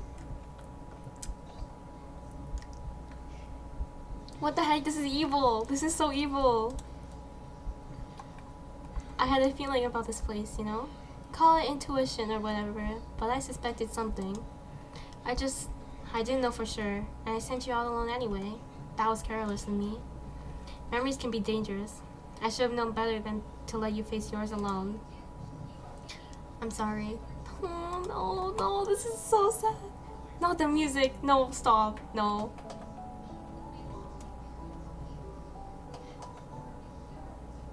The apology crashes over you like a rogue wave. So unexpected, so achingly sincere that it threatens to undo what little composure you've managed to gather. Something in the way he says it makes you wonder what memories haunt him, what shadows he spent years running from. You catch a flicker of something vulnerable in his expression, the way his eyes tighten at the corners, how his mouth pulls slightly downward as if tasting something bitter. The music is so good. Oh my gosh.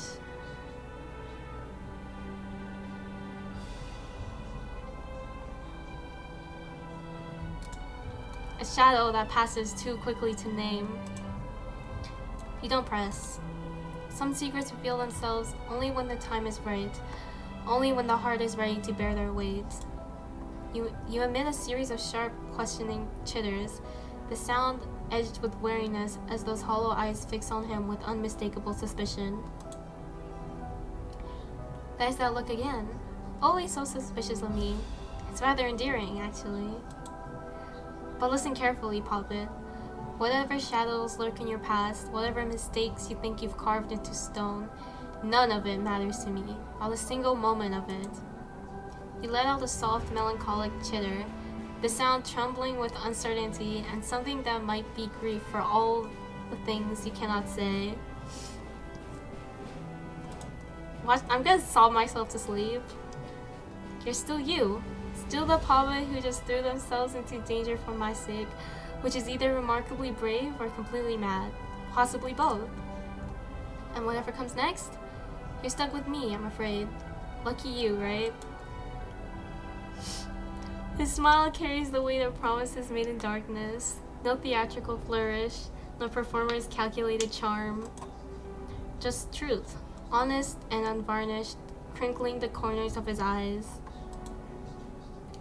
You bring your hands together, fingers intertwining as you clutch them close to your chest. A soft chitter escapes your throat. What you did back there, that took real courage. Bro, the music, I swear, the music is making it worse.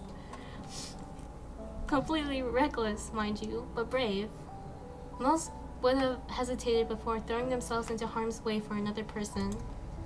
I mean, sure, I hold your strings, but this, you moved on your own. That's no obedience, that's devotion. Don't expect me to keep gushing about it though. Can't have you getting a big head. He releases a long, quiet sigh, the kind that carries the weight of unspoken gratitude and emotions too complex for his usual theatrical words. Let's get out of this wretched place. We've got a lot of work to do, and I could use some coffee after all this drama. You tilt your head in that particular way that speaks of fond exasperation. Even now, even after everything, he deflects with humor, though you can see genuine emotion swimming just beneath the surface. This is so sweet, but it's so sad at the same time. What? Someone has to keep you grounded. Who better than me to make sure you don't get too full of yourself? He pauses then, and the levity drains from his expression like water from a broken vessel. His shoulders drop as he draws in a long, measured breath. When he speaks again, his voice carries new gravity. But we can't let this happen to anyone else, can we? I've got a reputation to maintain. People already think I'm trouble. Can't have them thinking I'm careless as well. You let out a weary chitter, the sound heavy with exhaustion from all you've endured. It doesn't have to hurt anymore. I can take it all away, like before. We can go home, Poppet, if that's what you want. Oh, this is so sad. This is so evil. This is diabolical.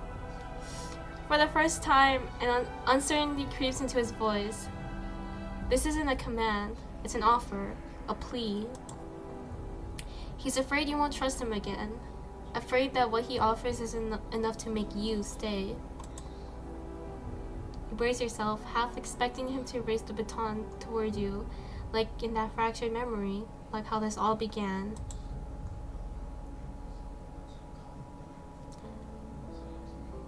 But Octavia carefully sets the baton aside, placing it on the floor between you like an offering abandoned. He slides down from the chair to kneel beside you on the cold floor.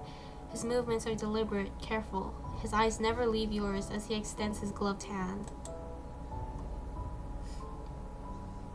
Oh, your choice, my puppet. Yours alone. The words fall from his lips like a whispered prayer, so soft they barely disturb the air between you, each syllable weighted with reverence and hope. It would be easy to doubt, to remember these secrets and half-truths, things left carefully unsaid. To run and keep running until your legs give out and your heart stops beating. The past will haunt you, the pain will find you in quiet moments. But here, with his voice weaving certainty through your doubts, breathing becomes possible again.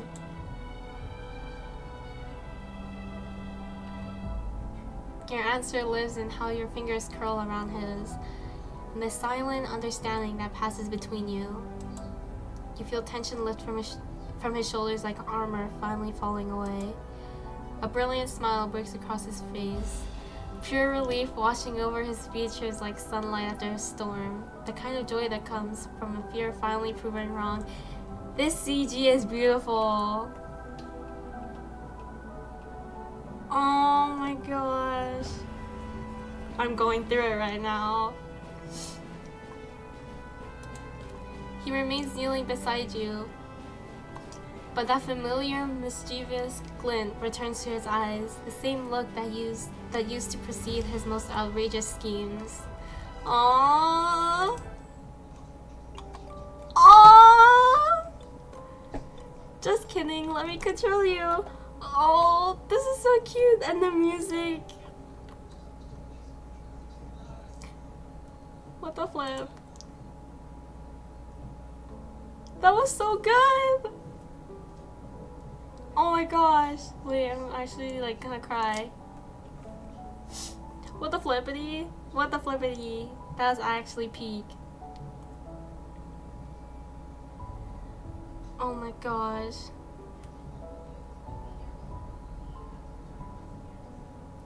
Good Christ. Bubby, you're evil! Why would you do this? Why would you make this game? It was so good.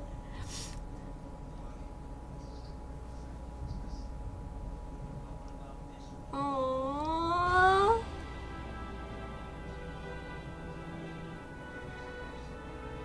Oh my gosh.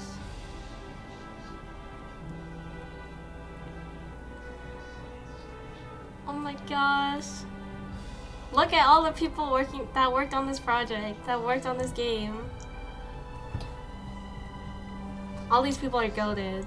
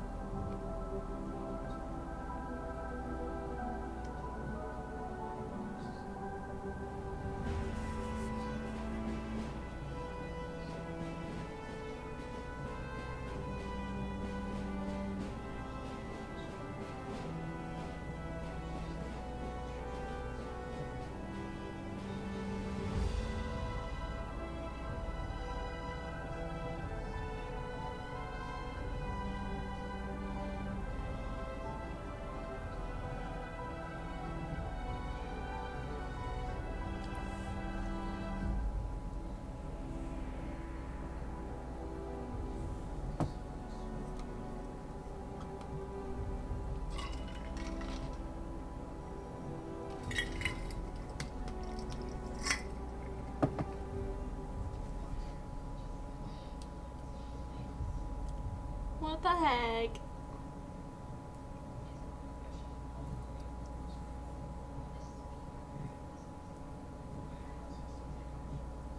What the actual heck?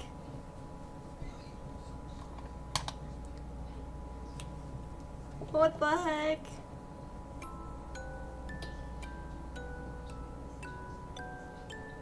What the heck? That was so good. I can't believe my health was something that crazy. What the heck? Oh my gosh.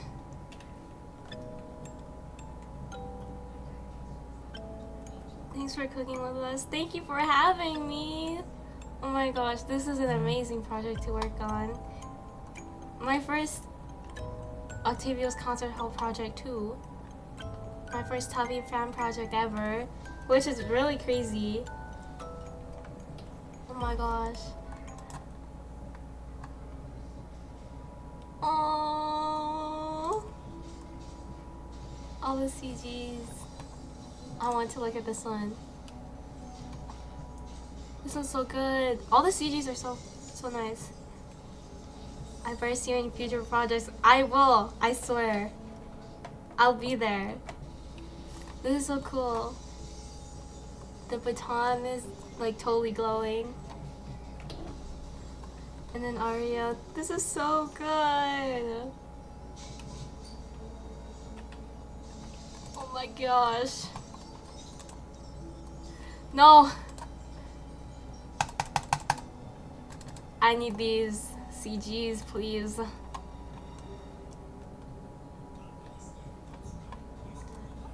I'll have to play the other two endings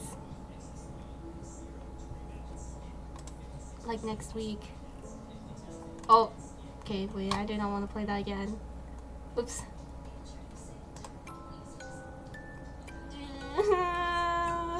Stop. The home screen is so sad now. It's so much sadder. The heck?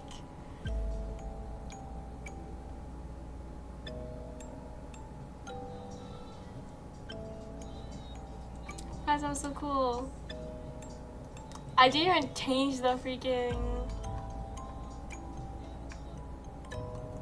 I didn't even go to the settings. I just went straight into the game. What the heck? I usually like go to settings first. That was actually crazy. Papa did their best. Oh, that's so cute. Bro, I'm going through it now. I'm going through it. That was so good. Oh my gosh. Time to promote. Let's see. Itch.io. Let's go. Let's go write that review right now. I haven't done it yet because I didn't do it before because I didn't play the game. But now that I have,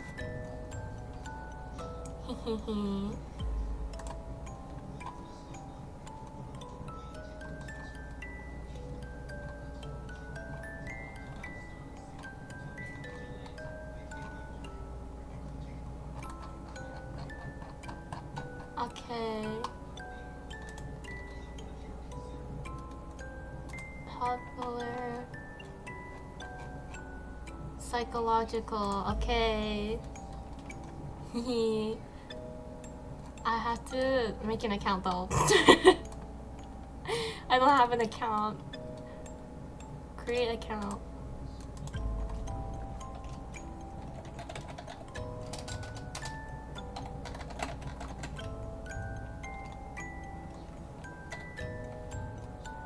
What? No, my username's in use. What the heck?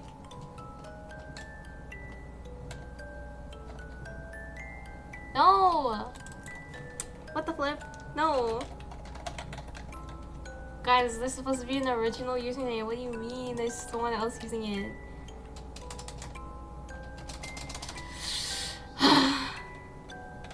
Fine.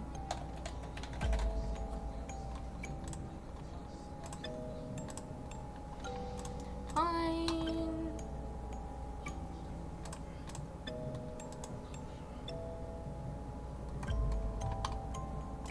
Okay, now I can write my review.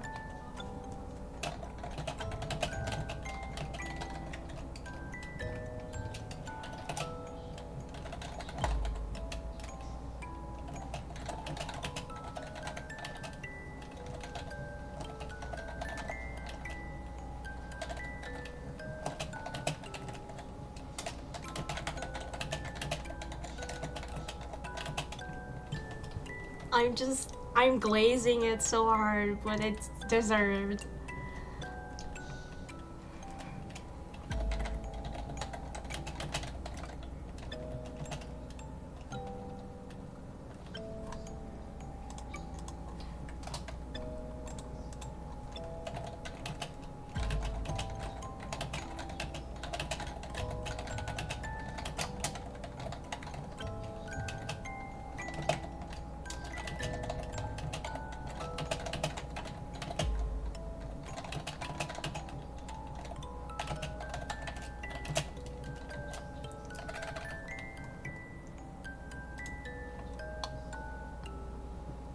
What? I need to verify my email first?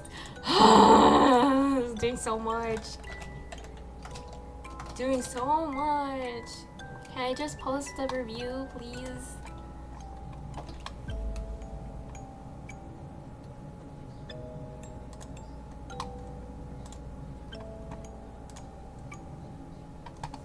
Okay, now can I post my review? Thank you. Okay, my goodness. I glazed it so hard.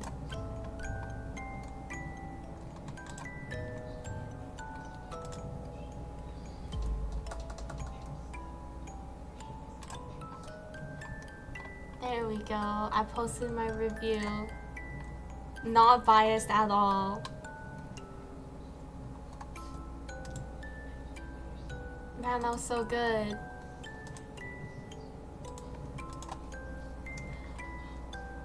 Okay. I will end that soon. That was so good. I have like no words. Even knowing like the story from reading the storyboard, it still blew me away. Like, what the flip? That was so good.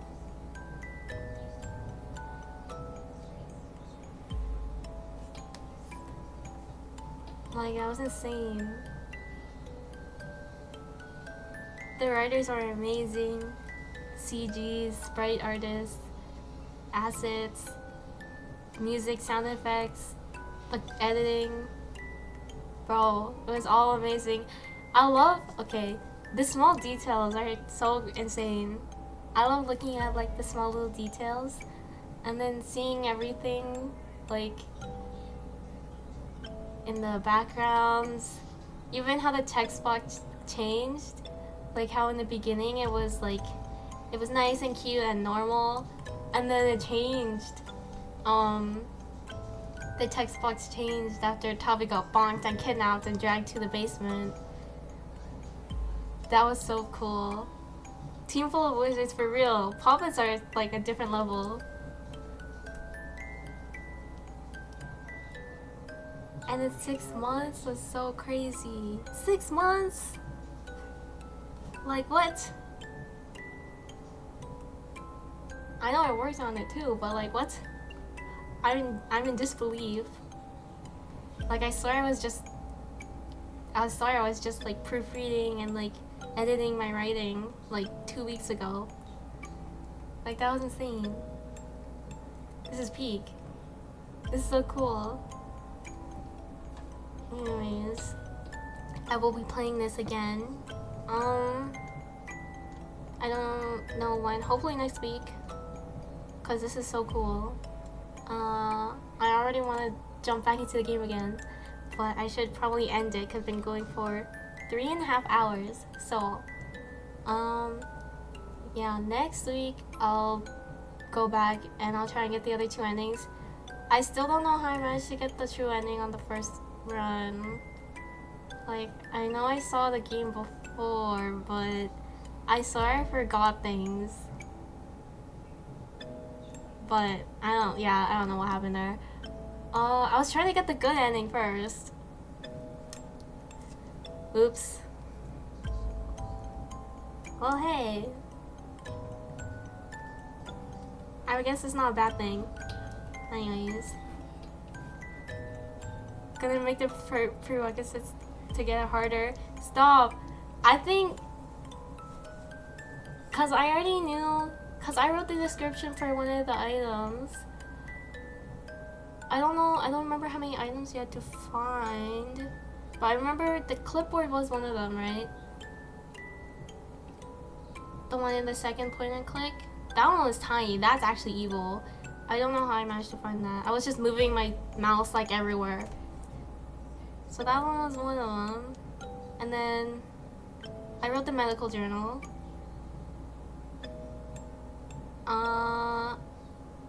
I forgot there was the freaking... I forgot there was one of the items in the trash can. I just clicked the trash can to be funny. So... that was just me being funny. I didn't remember there was actually something there.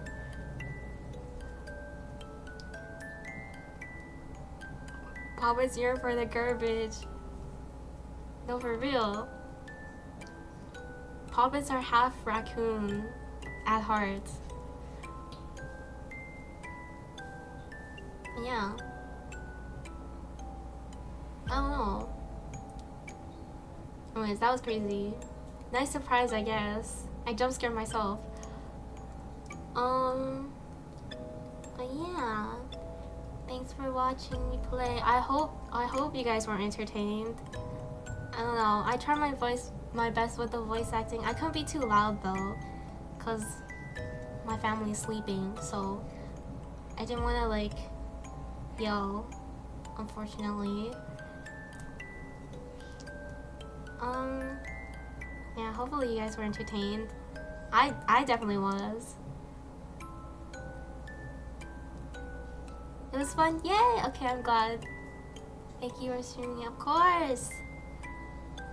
Well, even if I didn't stream it, I would have played it anyways.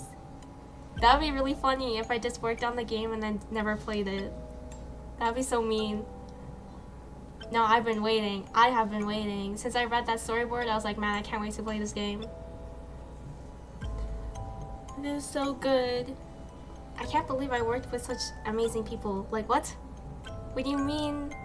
What do you mean we cooked that? Like, that's actually insane. That's actually so insane to me. The game is so good. All that glazing, I will be doing some glazing on Twitter. You will see me.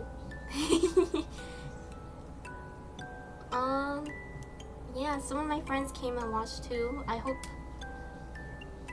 they were also entertained, because I don't have that many IRLs that are into VTubers or Tavi, so hopefully I can convert them to puppets. I think that would be really fun. But anyways, I am going to stop talking, and I'm just gonna end now.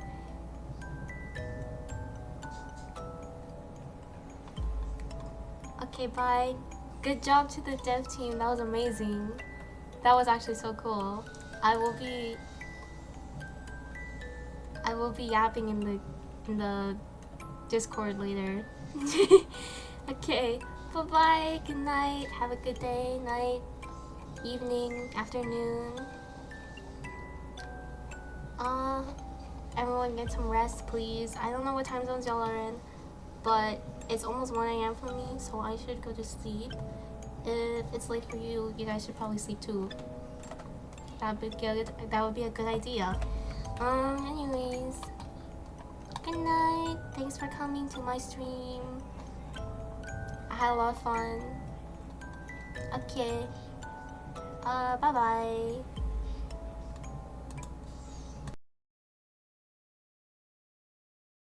Oh my gosh, wait, let me do this. Here, you guys can listen to the game. There you go. Y'all can listen to the game while I end.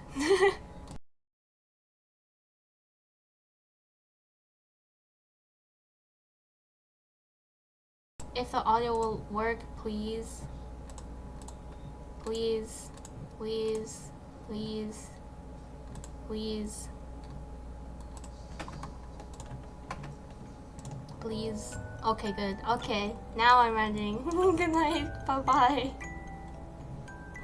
Oh wait, let me find someone to raid. I keep forgetting, that's the thing. Okay, I'm gonna go find someone to raid. Okay, bye. Bye for real this time.